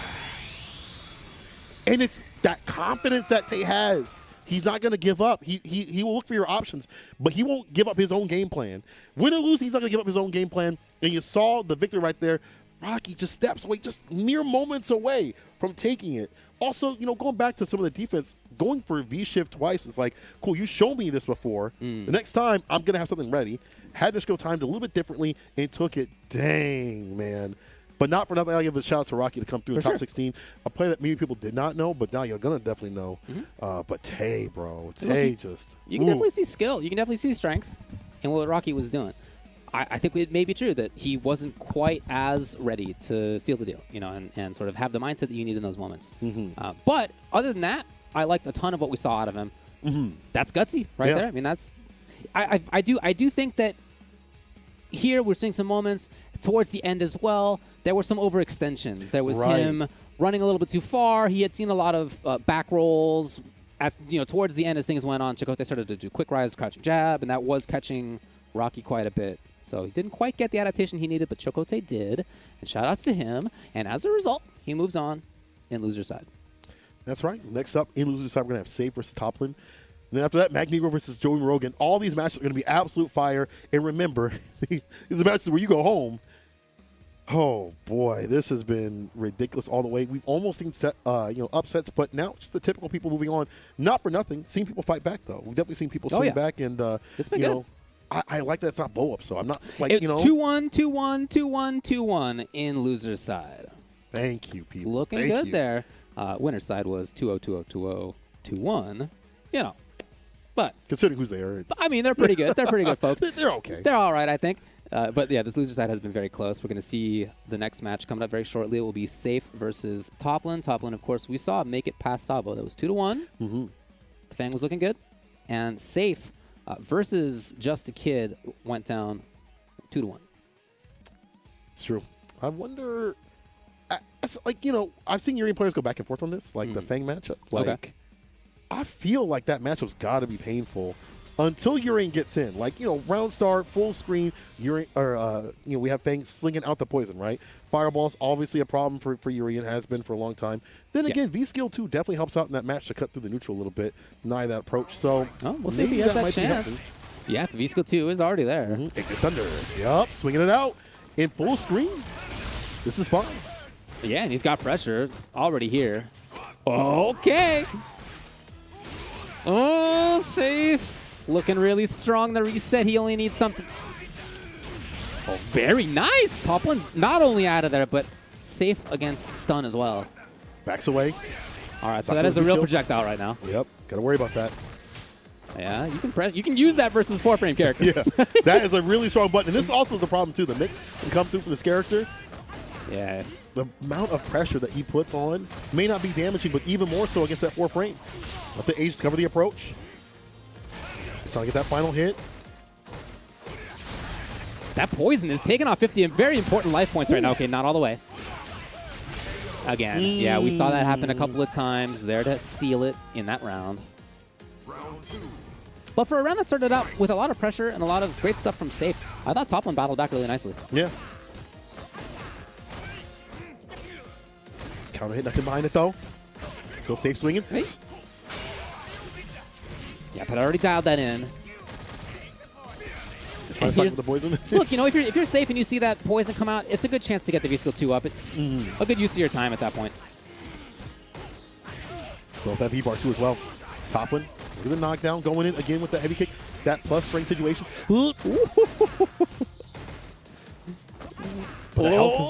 Winding down that stun. Look at this pressure right here. Not a lot of damage, it's just a threat of it. Huh. Okay. I love it. Second mirror sent out. Oh, the he's chase trying to down. fly. No Flappy Bird. Topline, though, he's got super. He's got trigger. He's over the base. That's so sick. Gonna finish the job. Finish the job. X knees. Not getting hit on the recovery. Yes, the classic setup for safe tackle. Topline would love to get activation. Here it is. Hit super. I think you should just spin it at this point. Oh, wait, you got to worry about the V reversal, though. It's off the table. Wake up super. No! Wake up super would have been a... I mean, look. You would have stayed in the game. It's easy to say that from an outside perspective, okay? True. But in that moment, it's a little bit harder to make happen right away. And Safe went in there and made it happen. I mean, if it had been instead a situation where Topline had forced Safe to block, that's definitely it. Right, right. It's over at that point. So, hey, if you're Safe, try to force the deal. That was his option, and it worked. Dash up light. He wouldn't have, and then he does. He did. Safe on game point here. Topline get a little bit more aggressive. Feeling the screen. That purple drink. Laying down the V skill with the crouch. Fierce coming through with the Ignite Thunder. Slipping down the ground with the Fierce. I like this for Safe to stay a little bit closer in some of these sequences, too. Not just push him all the way to the corner. That's why we saw the standing Fierce, I should say. Ah. Safe just trying to block it out. He has been purple for a lot of this. Yes. Yeah. And that added with all this pressure and the damage and the cuts is making this dude start to bleed a little bit more than we saw before in previous rounds. Man, that light kick right there, +7 on counter hit. I love the use of that Aegis like that. It's the third time we've seen it, and each time he immediately steals a turn. To catch the throw. So smart with it. Got to finish the job, though. That Ignite Thunder going to help out. The idea to neutral jump with the medium kick doesn't work out against this character. Oh, Topline's really angling for that last hit. Oh, he hits down with his own throw. It worked. Oh, man. He walked into his arms. Okay. Sometimes you just overthink the shimmy a little bit. Yeah, you know? yeah. Just commit, after a few times.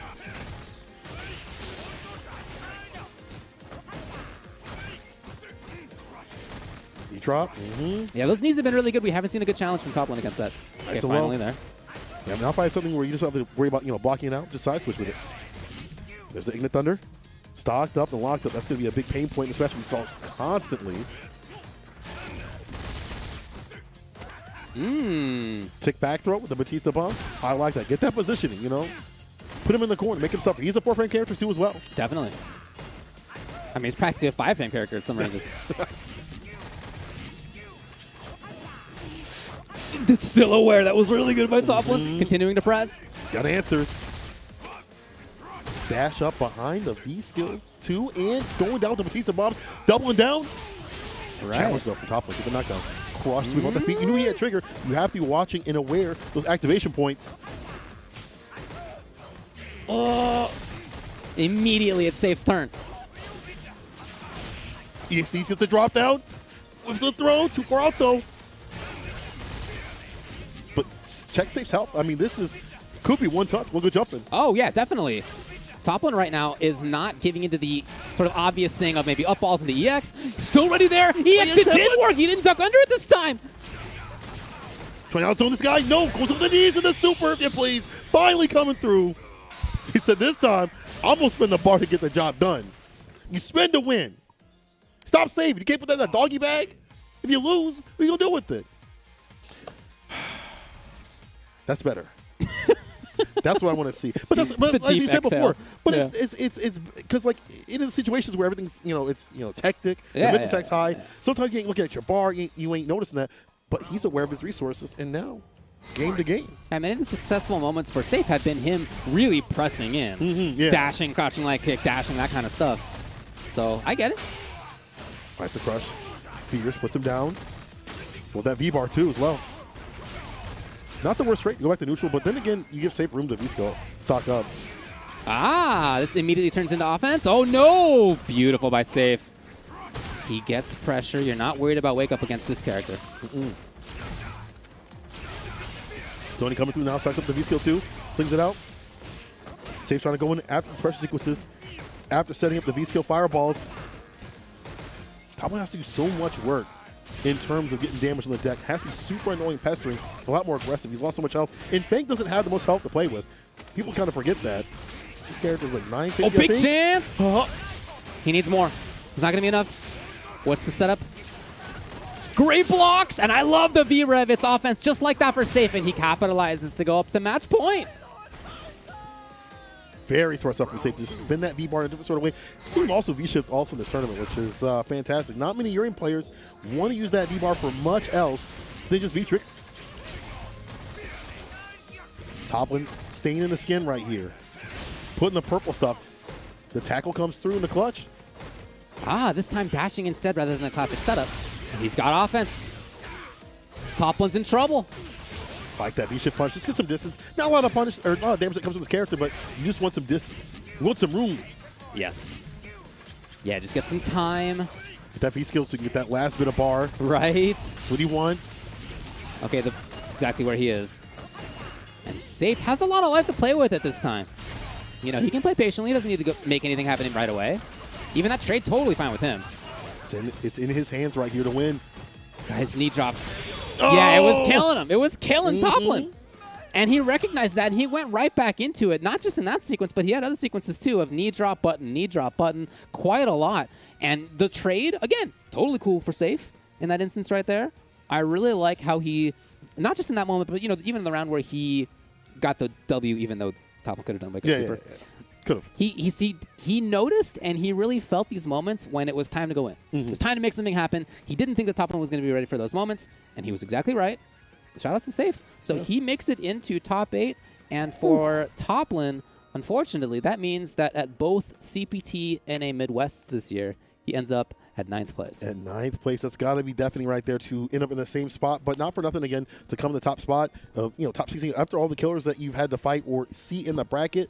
No small feat. It's just the aggression that Safe has. A lot of people hang back against this character, and you can't do that. You're playing into their hands in terms of building a V-bar with the V-skill thrown out, or just let them stop shot with the poison effect. You're just waiting until the end of the round to kind of go in, and you've lost all this health. Safe didn't let that happen. A lot more aggression, and as you said right there, look at this. Yeah, this was really tough for Topline to deal with. Violent knee drop is a terrifying move in this video game. It is. It's really terrifying even move. If you know how to deal with it and you have something against it, there's still the idea of it switching up in between strings to get the knockdown situation. So after that, beautiful match. We still have more, but we still have something on the deck to show y'all a little bit of. Do we? What's that, Sankola? I think it might be if you want to compete, if you want to fight. You might head over to a certain sort of place. Is that the PKCZ song? Yeah, is that what you're talking about? I think it is. Yeah, if you're trying to feel, you feel a little aggressive, y'all can, over here, y'all can not forget to download that beautiful Capcom Cup Pro Tour song. Download that song. It's the official theme. Get that bumping while you bump heads. In case you'd like to do that anywhere else, one place to do it is at PlayStation. That's in fact, PlayStation on the internet.com, compete.playstation.com is where you can do it. That's right. You can learn more about the PlayStation tournaments over there. You can find more Street Fighter V action if you'd like to play. I highly recommend that you do. Fighting in tournaments is a blast. It definitely is a different type of skill than even playing on ranked, on casual, whatever you may be doing with your friends. Obviously, you're playing the same game, but in some ways, it feels like a different one, and it's really fun, quite interesting. So if it's not something that you've done in the past, I really recommend checking it out. Of course, again, you can do that at compete.playstation.com. And while you're looking at all that, we're going to cut to a short break. When we return, Magnegro back up on the deck with a birdie. Let's see what it do. Catch you in a few. But first, don't forget that there's other stuff going on than just the Capcom Pro Tour. What is that? What does that say, Cole? Oh, man. If you had to guess, what would you say that is? I think it might be the Street Fighter League. Yes, sir. That is in its 4th season every Thursday at 4 p.m. PTD right there. Y'all can see, can catch it on all of Capcom Cup or all of Capcom's applicable channels on YouTube, Facebook, and Twitch. And we just wrapped up Street Fighter League Japan. They're going to be having their qualifiers in January, the playoffs, and to see who's going to move on to fight the U.S. Oh, man, I can't wait for that. It's going to be Japan versus the U.S. plus more. That's going to be fantastic. But we're not there yet. Make sure y'all check out Street Fighter League Season 4 every Thursday. Also, tell me what teams y'all like. I got my favorites, obviously. It's not just Panda. I got a few other ones that I'm favorite for, but I can't wait to see what happens at the end of it. I myself watch those on YouTube, and I enjoy that very much. What I really like is the fact that the two are quite different. Yes. Japan and U.S., they're different formats. They have different styles of commentary, at least in Japanese, and not just language, right? But like different styles, which I really enjoy. And you get to see a whole host of different players. Both of them are really fun. Anyway, we've just passed 5 p.m. PTD.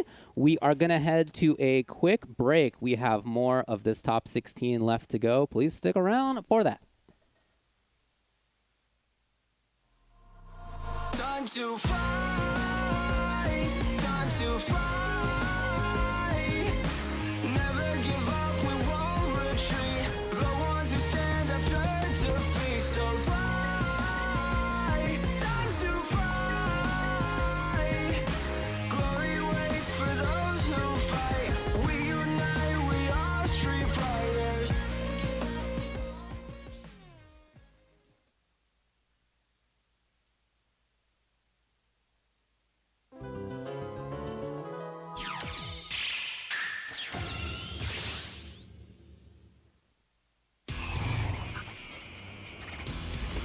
If I go too far, please forgive me.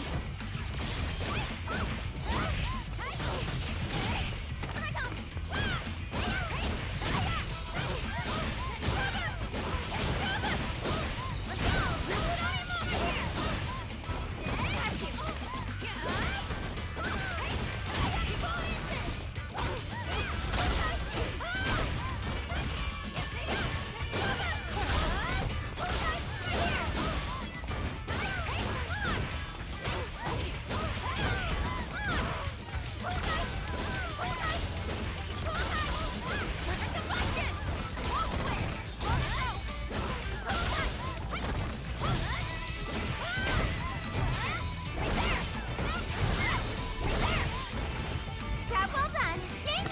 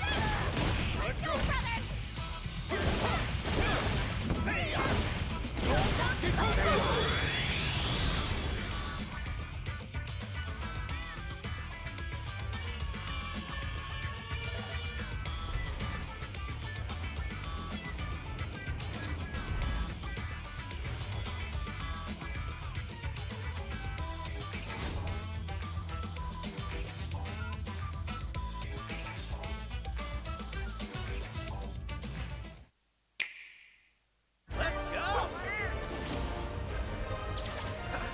After it!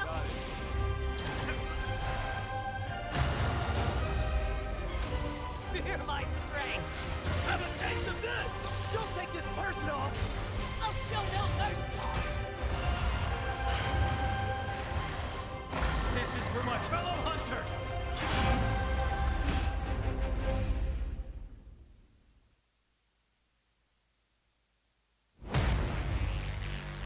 Lock and loaded, it's time for war. Can't start a show without a star. This is the path of my destiny.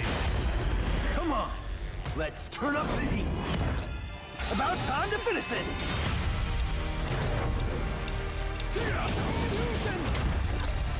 See what I'm really made of.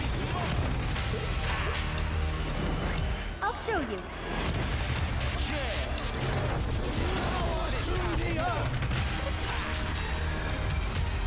How do you like this? It's time for war. That is the truth of what you must seek.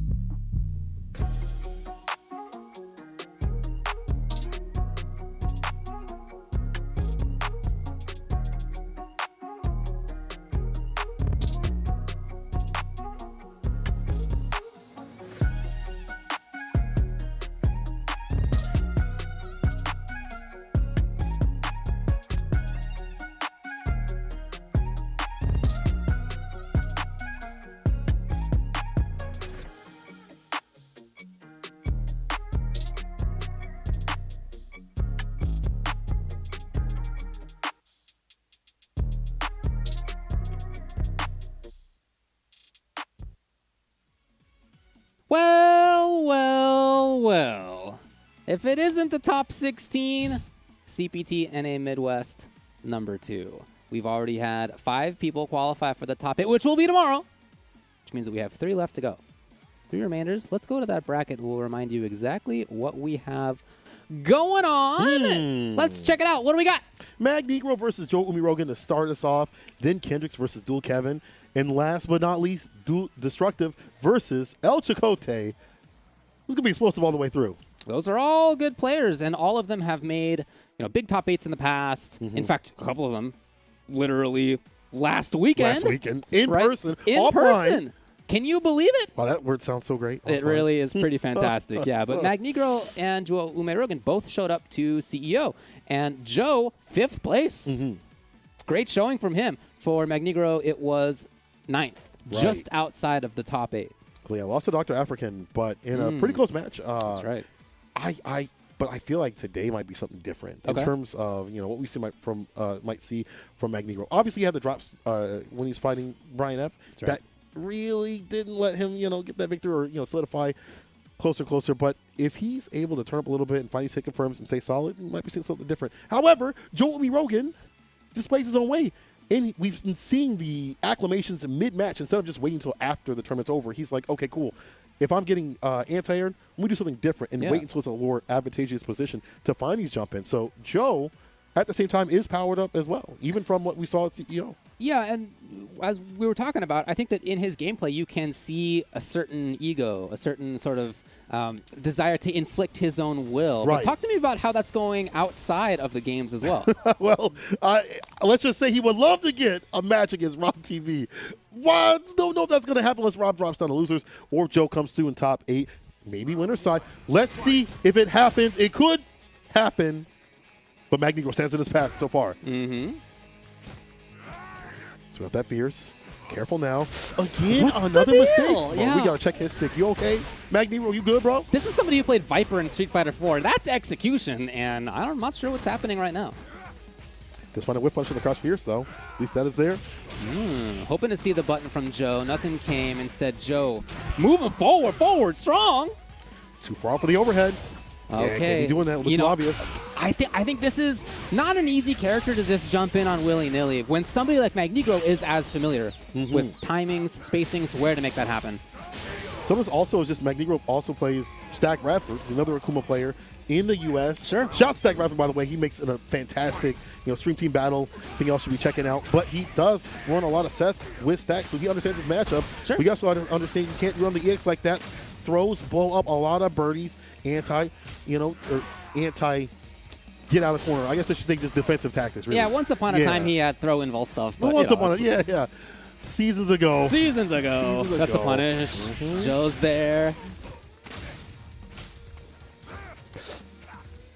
Yeah, not a jump forward. Very rare that you see Magnegro do that. His activation. So remember, Brian would V reversal every single time. It's not something we've seen Joe do. I think he feels strong enough in the neutral that he needs that super bar. He's out of there, and with super and with trigger, although mid-activation trigger, or trigger activation. Yeah, so it's not going to be doing up. That didn't kill? He needs more. Oh, this might actually. Oh, he's dead. Yeah, the mid-combo activation is the words I was struggling to say earlier. That means that your combo is going to end up doing quite a bit less damage, and it in fact did a bit less damage. That's a big boy. A lot of health. That's true, too. And, it just right back at I like the reset from Magnegro. Crouching light into the EX command grab. Classic grappler stuff, I know you want to jump away. Exactly. For sure, so I'm going to check that. I'm going to stop that. You're not going to be holding up. Who holds up? No, you tapped up, and you get got. Now he might be going south. Unfortunately, Joe Rogan down a game. Magnegro, real good the neutral right here. Blowing up all sorts of stuff. The jumping game isn't working. The fireballs aren't working. Jumping game is not working. Not going to deal with that sweep. Just goes for the V reversal. Doesn't even get any denial of pressure off of that either. This range is a range where Joe had previously jumped. Okay, well, and then Magnegro was looking for it yet again. That's a throw. One touch. Love it. Okay. But the overhead. Look at the range on that overhead. Wiping the shoes up before he even comes to the door. Magnegro on set point. Just denying a lot of the approach of the character that, what Joe wants to do. Air fireballs get got. Jump-ins, getting got. Grounded approach checked with a jab, setting up for the fiercest and the medium punches. And then the damage is definitely done off of any hit confirmed. So I really like that Joe's not jumping right now. It's super important to establish that. Stay but grounded. That said, well, he did for a while. And again, really important to establish that. That said, what are you going to do on the ground is the question, right? Right. And we haven't seen him. Oh, here's a big chance for him. I like that. Regardless of how neutral game is going, if you're pressuring, it's all good. I like how he's backing up for the fireball. Sue, nice walk in with the crushing kick. Tasu forward fierce, catches the throw. Should be stunned. There we go, Joe. That confidence. I see it coming back. It's exactly what he needed to have happen. And he's not giving up on the pressure either. Okay, there he is. Magnegro still in there. He's holding that button for sure. Okay, yes, he was hoping to react to something like a fireball or whatever, and Joe didn't give him that at all. A little bit of mental stack pressure right there. And Joe with a lot more domination of the neutral. I like him staying outside the range for the fireball. Let that upper whiff from Magnegro. Because that's something he's been trying to check with to deal with the pokes and crouching lights and things like that. And then, you know, Mag has something for him, but now he backs up in outside that range with the walk speed of the character. It's real good. Easy denial right there, the anti-air. So light on command grabs as well. God, he's been so consistent. Joe's out of there. Immediately into pressure, and just like that, it's over. I wonder if it might be over with one hit confirmed though from Magnegro, the crush. Finish in the super and send Joe out of the tournament with a skip to my loop. Boy, as soon as I saw the freeze, I knew it was coming up. I knew he was out of there. That is Magnegro moving on. He's saying, "I watch a cutscene, dog. You can't press start to skip, but skip to my loop. I see you." Magnegro moving on. Yes. Oh man, yeah. As soon as the screen slowed down, you knew exactly what was happening. Skip even faster now. You yoinked that thing right out of the wall. He said, Well, like next time. But Magnegro, though. Look, honestly, really, really good stuff from Magnegro. He held his ground really well, literally. Yeah. He was looking for anti-airs very consistently. He was looking to get through fireballs very consistently. And Joe, at times, I really liked some of what Joe did. He, not just the jump-in timing, some of which were good, but I think was a problem for him in general. Other stuff I liked. He walked forward and he hit confirmed quite a bit sometimes. His pressure was good, but he did give in to some of these moments that Magnegro wanted to see from him a little bit too often. And so Magnegro moves on 2-0. That's correct. Magnegro showing that he knows that matchup. We'll be playing tomorrow against Safe, but we ain't safe from these matches. We still got more on the way. Kendricks versus Dual Kevin. I'm so curious about this. We already saw Kendricks. Well, maybe y'all didn't see, but I saw on Twitter at least. Lizardman had showed that, you know, Kendricks knows some of the tech against his character. But, you know, Dual Kevin isn't a V-skill 2 sort of Rashid. You know, he's something different. I'm curious about other tech that he has against, you know, Rashid just in general.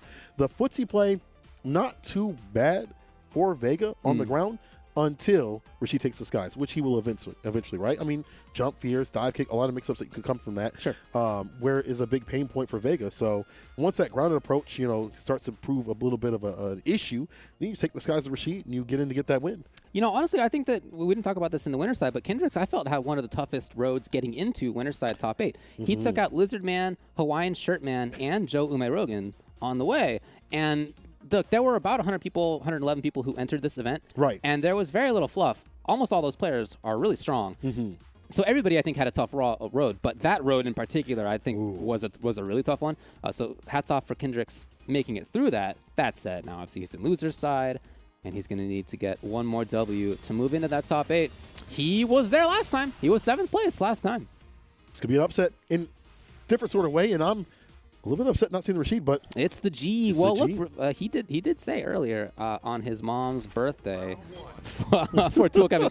Today's my mom's birthday. Gonna make her proud on a special day by committing robbery with Rashid or G.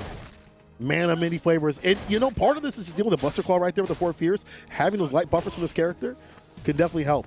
Getting the knockdown, and if you want robbery, this character still has it in spades. It's just a lot more difficult because you have to worry about V-shift. You know, your trigger is predicated on how much level you have prior to things. So I think he's such an interesting character. Obviously, he is a little bit nerfed from where he was before, but he's nerfed in a really interesting way, right? Like not in a way that made him less complex. He's more complex. You really can't. You really have to commit to this character. Even if he has a pocket, you have to commit to him because he takes so much more work now. But there's still reward. There's still robbery with this character. And right now, it's all been buffers from Dual Kevin. Picking up buffers. Hold on now. The claw's gone. Yeah. Oh, boy. Kendricks playing big offense. Here he goes. The damage is pumping out. What's the reset look like? Oh, those flutter step. What a comeback with Vega after the mask had been, or sorry, after the claw had been removed. It's not enough. Oh, no. It's all downhill to Super. He just, he didn't. Oh, he goes for the flip kick instead with a throw to take it, though. Luckily, even though he built that bar in that sequence, he was able to get that throw, and now is able to go in this next round with a lot more to work with, which is good for G. I will say, though, I think both players did a good thing. They both showed what they want to do and that it can work. Yeah. So something to build on for both. Like Kendrick's going for more of these medium punches right here. Less on the table in terms of whip punches or allowing Dual Kevin to get the light buffers into, you know, EX corner carry and things like that where this character will suffer. And Kevin's button choices are really interesting. He's using those bigger buttons that his character has. There's the buffer. Turned it into pressure. Yes. Oh, no. It's a punish, surely. Move a drop, puts himself in the corner. G still suffers on defense. He interrupts the forward fears. Trigger is on the deck for Dual Kevin, though. Yeah, last time Kendricks actually pressed into it. Oh, no, the classic error of not watching your toes when that character's got the red bar blinking. You knew it was coming. What are you thinking? Flip kick, one touch. Dual Kevin has many ways to seal this. Well, that's it for the trigger. Oh, my God. The the man just stole like 25 frames to dash up. More than that into his command grab. Wow. Wow, that he has... It didn't feel to me like he had frozen Kendricks that much. Right, like it wasn't like he was like Kendrick was that fearful in the entire match. So it didn't feel like, but it's just very interesting choice. Super interesting choice. Man, I mean, I didn't expect it either. Yeah, I would have got. Yeah, y'all would have got too. And now we're seeing Dual Kevin on game point. If he would have committed to the low, but still a little bit of damage. And that medium punch trying to set up shop for other buttons. It's one of the first jumps that we've seen. Kendricks really respecting Dual Kevin's anti-airs, tested it, and Dual Kevin was there. Zoning. Yeah. Puts a roll on him. Okay. Shift. Yeah, gets got. What a choice to check him. It's regular, though, so you're not immediate pressure, right? And Dual Kevin, move. Yo, so we've seen dash up command grab, we've seen dash up fierce. You're still worried about the rotating options that you get got. Now Kendricks coming back. And also, I like him just disallowing the activation from even happening. You know, that's been a big pain point for Kendricks. If you can't get robbed, they don't have a gun. I don't know, man. If somebody came at me with that claw, I think I'd give up my wallet, too. Yeah, just take it. To be honest, if somebody came at me looking like G's looking right now, I would give it up, too. It's a weird-looking dude. Yeah, it's a big boy. I don't know what's going on with his arms. That's all good. That probably hits a lot real hard. Oh, try to go with the B skill, but a little bit of that nerf maybe coming through. Start time, recovery time, different this season. Not just a fix-all for anti-airs. Back to the poking game that Kendricks has had success in over the last little bit of time. Of course, we've seen stretches where Dual Kevin has success at this range, too. I don't mind Kevin blocking this out, especially like right now on the version V trigger. Raw upper. You ain't cooked that? You ain't seen that? Sometimes you're right. Yeah, only 2 significant jumps that I can recall, and Dual Kevin has anti-aired both. It's reactions from whatever that other game is. I Got don't reactions. know. One touch. Kendricks in trouble. That medium kid stop sign. You may not enter, you may not pass. Okay. He needs quite a bit more. And Dual Kevin was so ready as he is at match point. Kendricks may be trying to make a read on beast shift. I don't know. Kevin, anti-air, 3 out of 3. So perfect with the anti-airs on the deck. I like Kendricks. Round start, I like him using the medium punches to set up shop for the other buttons. It's nothing coming to fruition. There you go. Prove me wrong. Izuna drop. Slowly walking Kevin to the corner, making him suffer. This is where we've seen when Kevin does lose is here.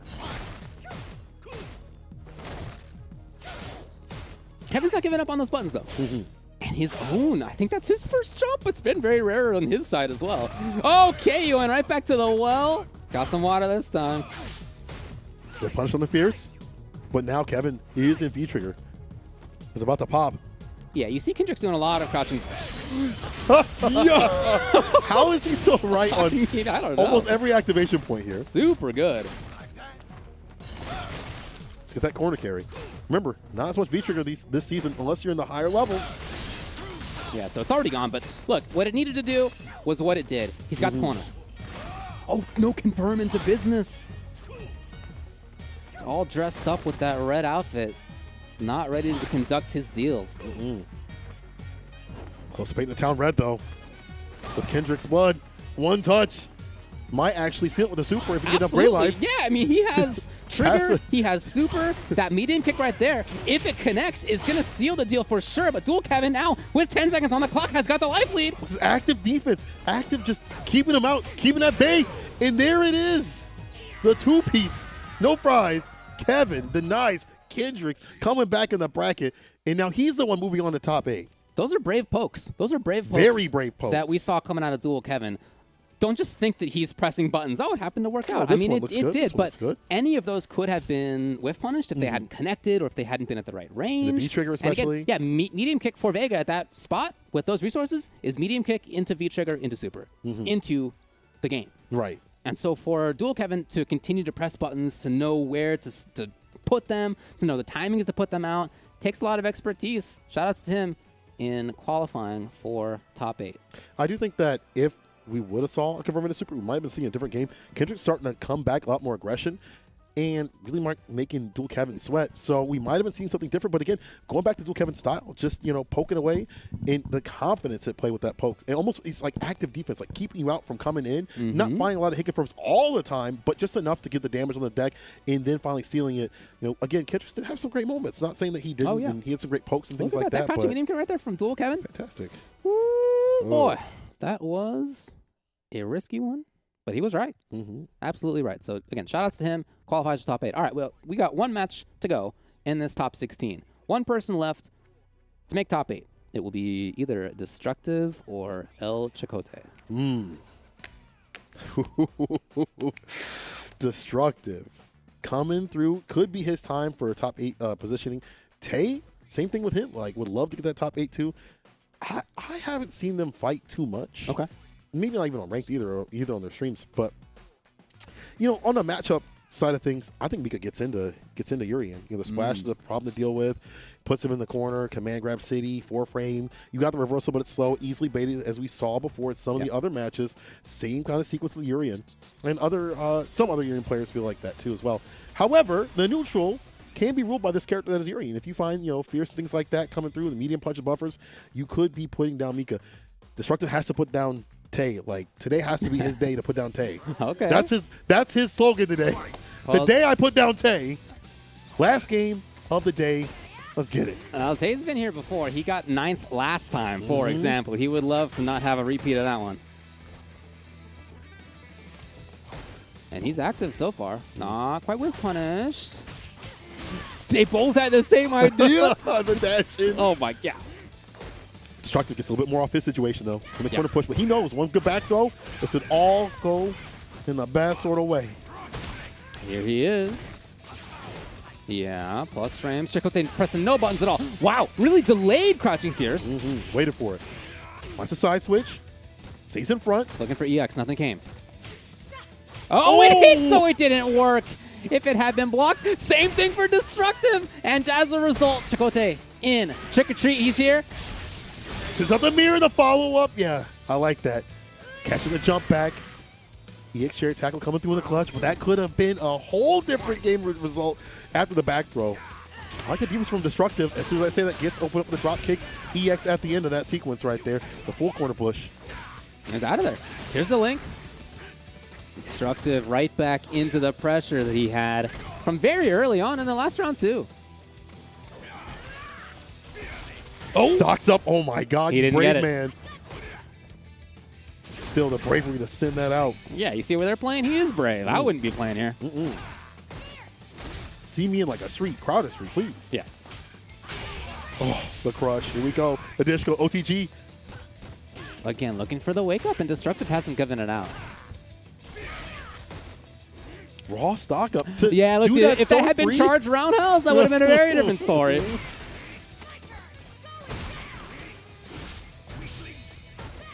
Okay. Let's get the cross sphere still. He's got super. I don't Back think away. he's there. Yeah. EX coming through for the damage to do it. Destructive with the first one, and his defense has been immaculate. As someone who has watched Destructive in various tournaments and stuff like that, Close the Distance and many others, I gotta say I really love his defense. His risk reward, like we haven't seen him bust out. I don't think we've seen him bust out at all with the EXDP, and I like the fact that he has not just thrown that sucker out and getting got, because we've seen what happens when she puts you in the corner, and now we're seeing Destructive, a newly evolved Destructive, living up to his name, trying to destroy Tay's chances of moving on the bracket. Now look, the only time we've seen Destructive so far today was playing against Rob TV, and Rob TV, you know how strong he is. Yeah. I don't feel like we saw what Destructive can really do. So far, though, in this match we are. What if we get an Eagles wingless airplane against that knee drop that's been letting her to get out of the corner? I wonder if that's something that she can do, at least reliably. We'll have to see if Tay can show us something with it. Yeah, just out of there with the knee drop again. Again, Tay, he's putting a lot of time in there, just in case there's an EX headbutt, and there just hasn't been one, as you said. Eagles fireball for lockdown for plus frames. Not gonna do anything about Right, that he was not pressing buttons there. I mean, she's not plus anyway. Yeah. But I think he's really worried about the EX. Now if you're Destructive, you got to be worried about what comes next. Crush. More fierce. EX wingless. There we go. Tay. Stagger step a little bit too much, but still able to seal it. But then again, as you said, you're waiting for something that hasn't happened. Let them prove to you that they're going to do that. Even there, just before he got the kill, even there, at the end, he put in another couple of frames just in case Destructive had EX. I mean, it's working, I guess. He's the bomb throw. Oh, of course it's going to be a dash. And he waited for so long for that to happen. There's the bust out Tay. Cashing out. Getting the crush. Tay's in front. Put the peach on him. The disco. But the back throw from Destructive staves off that 2v1. Oh, I know maybe just too far out still for anything, but still. This times on when to use the V-skill 2 have been absolute money. Yeah. That's not going to work. Oh, would have been cool. Is that in range? Wow. Off the crouch immediate kick at the very tip. Destructive still alive, has resources. EX headbutt. We're at the wrong time. Ooh, too far for the overhead. But I like that. Don't press. Would have got hit. Tay going in. Oh, they're still in the EX. Okay, walk forward. Yes, EX is no longer an option. Check the dash. And he's going to do it on either side. The jump back jab. The Classico special. We're talking about Midwest. I'm sorry, Mid-Best. There's a little bit of seasoning from Classico and Destructive on set point. Man, it actually was what Chacote was worried about. Yeah. There actually were EX headbutts in that round. Fantastic right there. But Tay not done yet for the corner push. Crush medium punch, a jump back. There's options you have to resort to when you're Urian, right? You don't have many ways in terms of perfect sort of anti-airs. You just have to choose the right options. What's your defense like? Destructive. Yep. It's the delayed one. Just a bunch of plus frames. Right. Bill have to get a lot of damage. Oh. Pops it. Get out of the corner immediately. Because Super is on the deck. Destructive. Super is on the deck. Run! No fear in this man's heart, and he might actually find the finish off this EX connects. Destructive takes down El Chacote and solidifies his spot for a top 8. Any normal human being, any non-Gorilla player would have backed off and saw the super that had got him last time, but not Destructive. Destroying all expectations. There actually was an EX just before Chacote lost, and I would love to know what it is. I heard it come out. You saw the meter go away. Yeah, but I'm not really sure what happened there. In any case, it didn't work out for him. Unfortunately, that means that twice in a row he'll end up at 9th place in the CPT NA Midwest this year. But for Destructive, fortunately for him, he moves on. That means that we have our top 8 sealed. So at the beginning of this, wow, yeah, just a little bit too far away. Well, actually, substantially too far away. And no commitment by Destructive is really what the deal was right there. So here, right, it ended up working out. Good pressure. We saw Chacote finally, that EX that he had been so concerned about came through. It came through, and there it was, whatever the EX was. Didn't work. So curious. And what was that? Hey, again, Destructive moves on. So there you go. It will be on the loser side. Safe versus Magnegro and Dual Kevin versus Destructive. To join the rest of our top 8, that's going to be ridiculous. This is something I feel like if you looked at this bracket, you would have expected from some of these players. Maybe not Magnegro, and maybe because people don't remember him playing because he's off and on when he comes to the tournament scene. He does make the magic happen when he does come through. But Dual Kevin, Safe, the Brian Fs and things like that, we expect those. Destructive, though, taking out Tate is a pretty big upset. I mean, some people have seen Destructive in MLBC and the other tournaments, stuff like that. But if you're not keeping up with the local Midwest tournaments, and you're messing up if you're not, or East Coast tournaments, Destructive has been doing work this past quarantine, and you see the fruition of this. You see the results of his practice, his play, and things like that. So shouts to him. Get that top 8 spot. I feel like he's kind of been hungering for like a big CPT top 8, and finally able to find it here in the last one, the dot. Oh, tomorrow's going to be ridiculous. Look, man, obviously the pandemic's been a bummer. But for some people, I think that there has been this bright spot of it's a chance to train online in the same circumstances as everybody else. And, of course, we would all have rather been playing offline. But since everybody is in this same situation, there really isn't the same, geographical advantage that I think has been so important in fighting games and really in anything that requires offline play. And so people have used that to their advantage. And I think that's an example of it. I think that you've done a fantastic job of that when it comes to the commentary side of it as well. So I'm just a vulture. Caw. Yeah, well, you've done a great job, dude. So look, honestly, I think that that's a really good use of a very unfortunate time. Hats off to Destructive. Yeah, and hats off to all the all the locals coming through. I just want to shout them out one more time, y'all. The online local, close at distance, NLBC, Low Kick, Digital Havoc,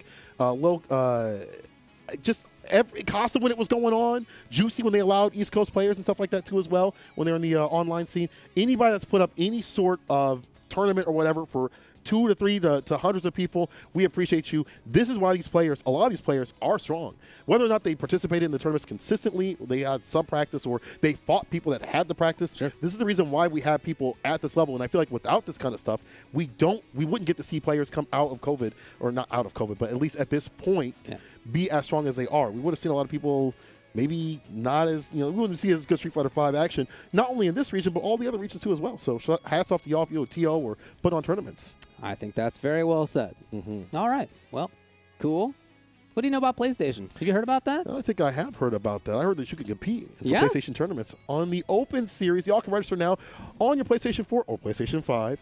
Go ahead and check those out on compete.playstation.com.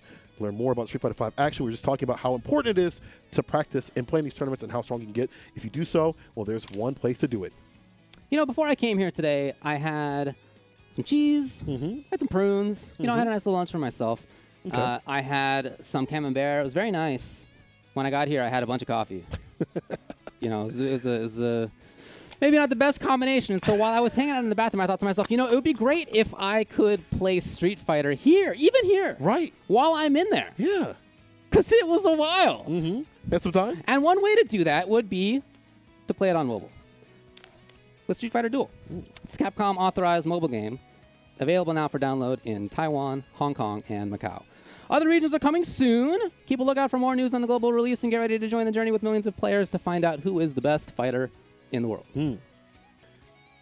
Y'all can double check that out when it comes to your regions, and I'm ready to check it out too, to be honest, because I saw Rolento on the character last screen. I keep saying it because I want to see that boy back. But again, y'all can check out Street Fighter Duel if you're in those regions when it comes out worldwide. And I just want to say it's been a fantastic pleasure to check out all this action, top 16 style. Tomorrow's going to be top 8 with the competitors that y'all expect to see. So you know it's going to be heat. You know it's going to be flames and absolute fire. Will Rob TV stay solidified in terms of, I'm gonna win the tournament, stuff like that, and get that money? I'm not sure, but we'll talk about that after this break. I don't know. We'll catch it in a second. Time to fly, time to fly. Never give up, we won't retreat. The ones who stand have tried to feast or fly. Time to fly. Glory waits for those who fight. We unite, we are Street Fighters.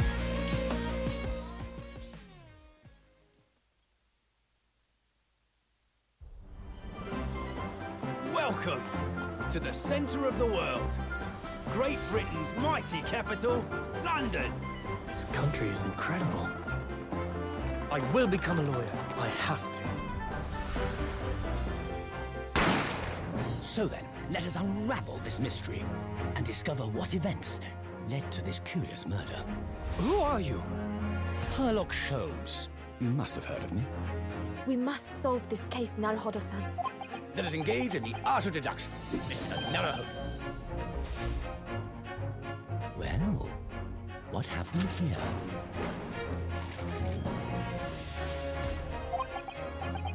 It would seem the truth is now tantalizingly close.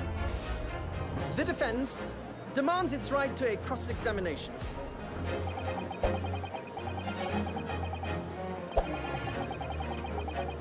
Objection! Your testimony completely contradicts the facts. Objection! My lord, with all due respect, this is an outrage!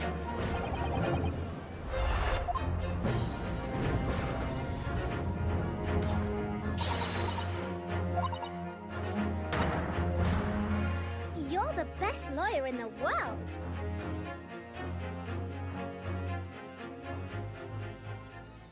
Make some noise. This is one of the best grand finals you're ever gonna see. What a set between these two. Is it going to be Idol moving into the Capcom Cup, or will it be Punk? It could be a fairy tale story this weekend. It's going to be the very final game. Is that going to do it? Does he find it? He does. Oh, okay. Kusanagi qualifies for Capcom Cup. I done it! Oh my goodness, Logan! We gonna fucking Capcom Cup! Unbelievable! Super! And there it is! NL! That's more than enough, and Nephew is your qualifier. That's gonna be it. Angry Bird solidifies his spot in Capcom Cup. Do you believe in fate? Turn out, there it goes just like this, and Mago is your first qualifier. Exclaiming again who he is. I am Mago.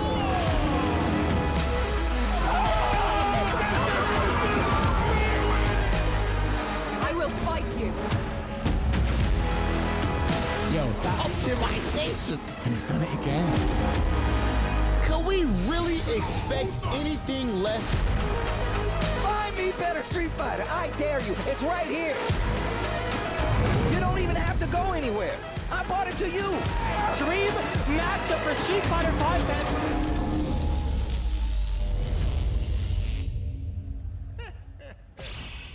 Well then, let me test your skill.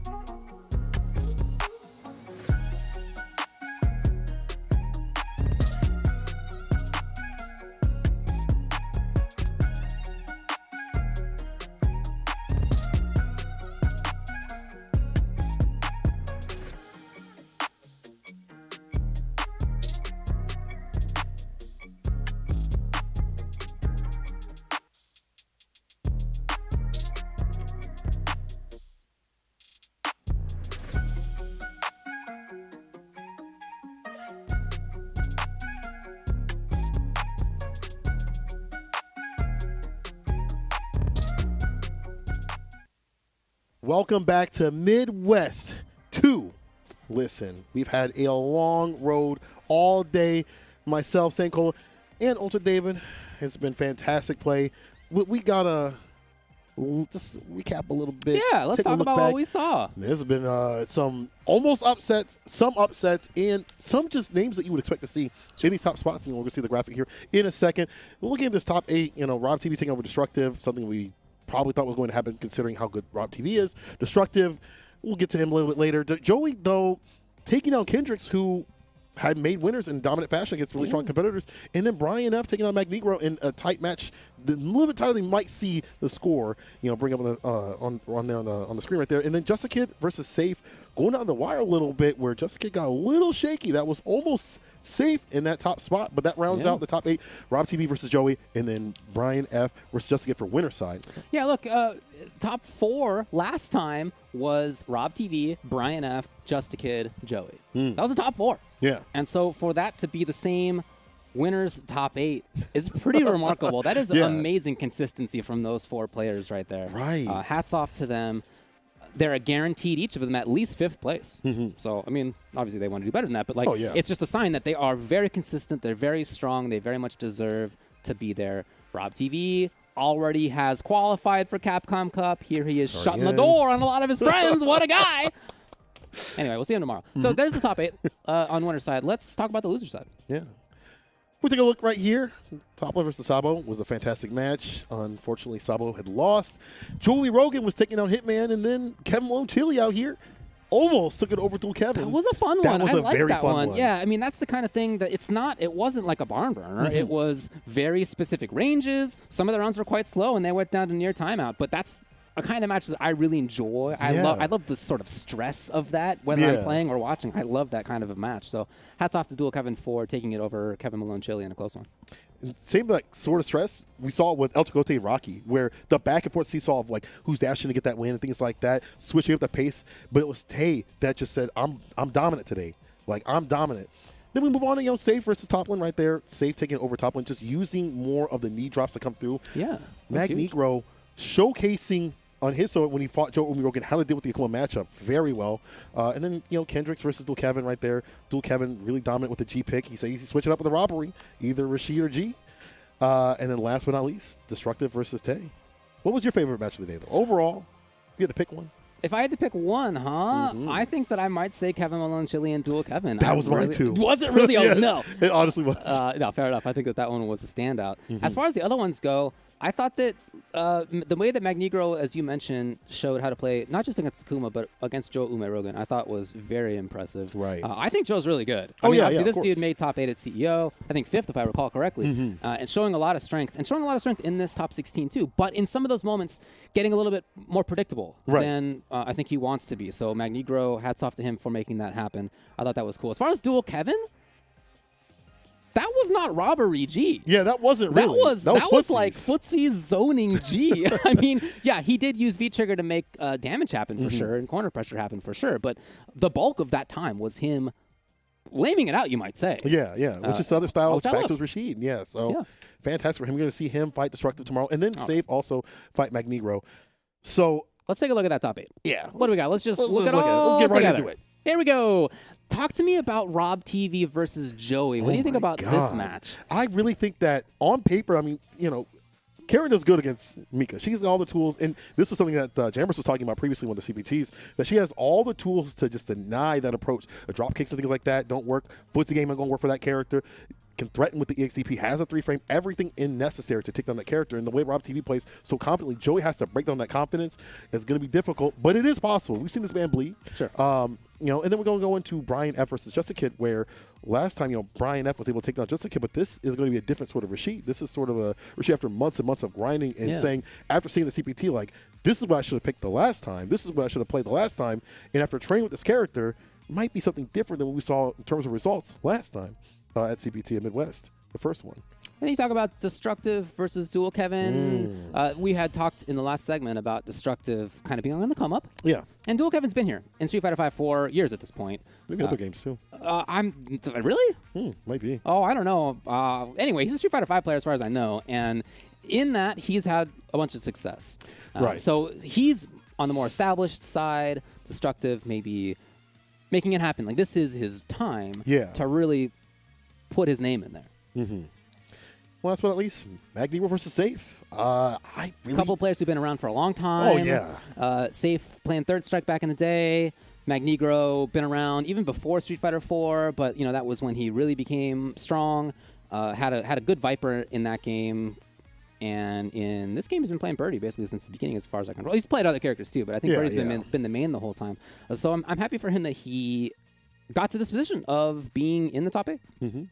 That rounds it out. That's going to be a lot of great action. There's going to be a lot of different styles of play, a lot of aggression you might see from Joey, but then in the reverse, you might see a lot of that passiveness from Dual Kevin. But we've also seen all these players just switch up when they need to, right? Like, if they need to go the footsie-based style, they can do so. So, all right, wrap it up for me. Who? I know it's hard to call. Man. Yes, it's hard to call. See, I was trying to get. I know you. I know. I was like, I know. It's hard to call. I heard you doing it, and I was like, no, let's. Am I on the spot for this? Okay. Who? If I had to pick a winner, who wins in your review? I'm gonna be 100% with this. Okay. I'm like, and this isn't a cop, but I swear. Chat, relax. Chat, relax. I'm about to get mad. It's a cop out. A little bit maybe, but it's a tie between Brian F. and Rob TV. Oh, after what Brian has shown me at Rebel Kumite, yeah, and as Studi says he is, I think I can't call between the two. But those two, I see a finals in my view. Okay. What about you? Yeah, I think that seems the likeliest option to me as well. I think that, look, Rob TV talked about this in the pre-show, that having already qualified for Capcom Cup, there's not as much on the line for him. Yeah. And one way to view that is that you can play a little bit more dangerously. It's no big deal. And so you're scary. The opponent doesn't know what to expect of you. But another way to view that is that there's not as much of an impetus for you to do well. Right. Like, it's not as much riding it on it for you. So same idea. Maybe you play a little bit more dangerously and it doesn't go well. You try some things out that you might not. Yeah. But that's also good for Rob because, like, even if he does lose, he can test things out in this tournament, fashion at a big level. Sure. People are trying hard and take that information for later on for, the CPT finals and things like that. So that also benefits him, whether or not he wins or whatever. It may not matter to him, but that's still information that he could take and data he could take. Now, I like Brian. You like Brian? I like Brian. I like Brian. He likes Brian. All right, let me give one more pick though. If there is somebody that will change up the future, put us on a different timeline, I think Dual Kevin could do it. It's dependent on how fresh Dual Kevin is, how consistent he is in his matchups and things like that, how much he's been training, practicing. When he has, been on point, he's difficult to deal with. I've seen that in LBC recently when he took a victory. That kind of Kevin is damn near hardest to stop. Like even Rob TV and Brian F might have trouble, but we'll have to see that. I'm not sure if we're seeing it 100% just yet. But he has to show me he's a loser, so he's going to have to make a long road ahead of him. But if there's a dark horse, it's going to be him. The only person he's lost to so far is Safe, who's a good player and, of course, has made top 8 as well. So there you go, a little bit of a preview of what we expect tomorrow. You're totally up in the air on it. I'm calling that it's going to be Brian F. qualifying for Capcom Cup. You think it's going to be Brian F.? Obviously, nobody knows. Well, I mean, yeah. I mean, if Rob wins, then, Is that your call then? But, I mean, Rob makes it to the finals, and Brian makes it I mean, at that point, Brian disqualifies. I mean, of course. Right. Okay, but if we're going that way, yeah. I think Brian F. will qualify tomorrow. All right, buddy. Let me know what your picks are. You have lawyered your way out of this, and I respect that. I have to say, I respect that. Yeah, nice work. Nice work. All right, well, there's a little bit of a thought about what we're going to see tomorrow.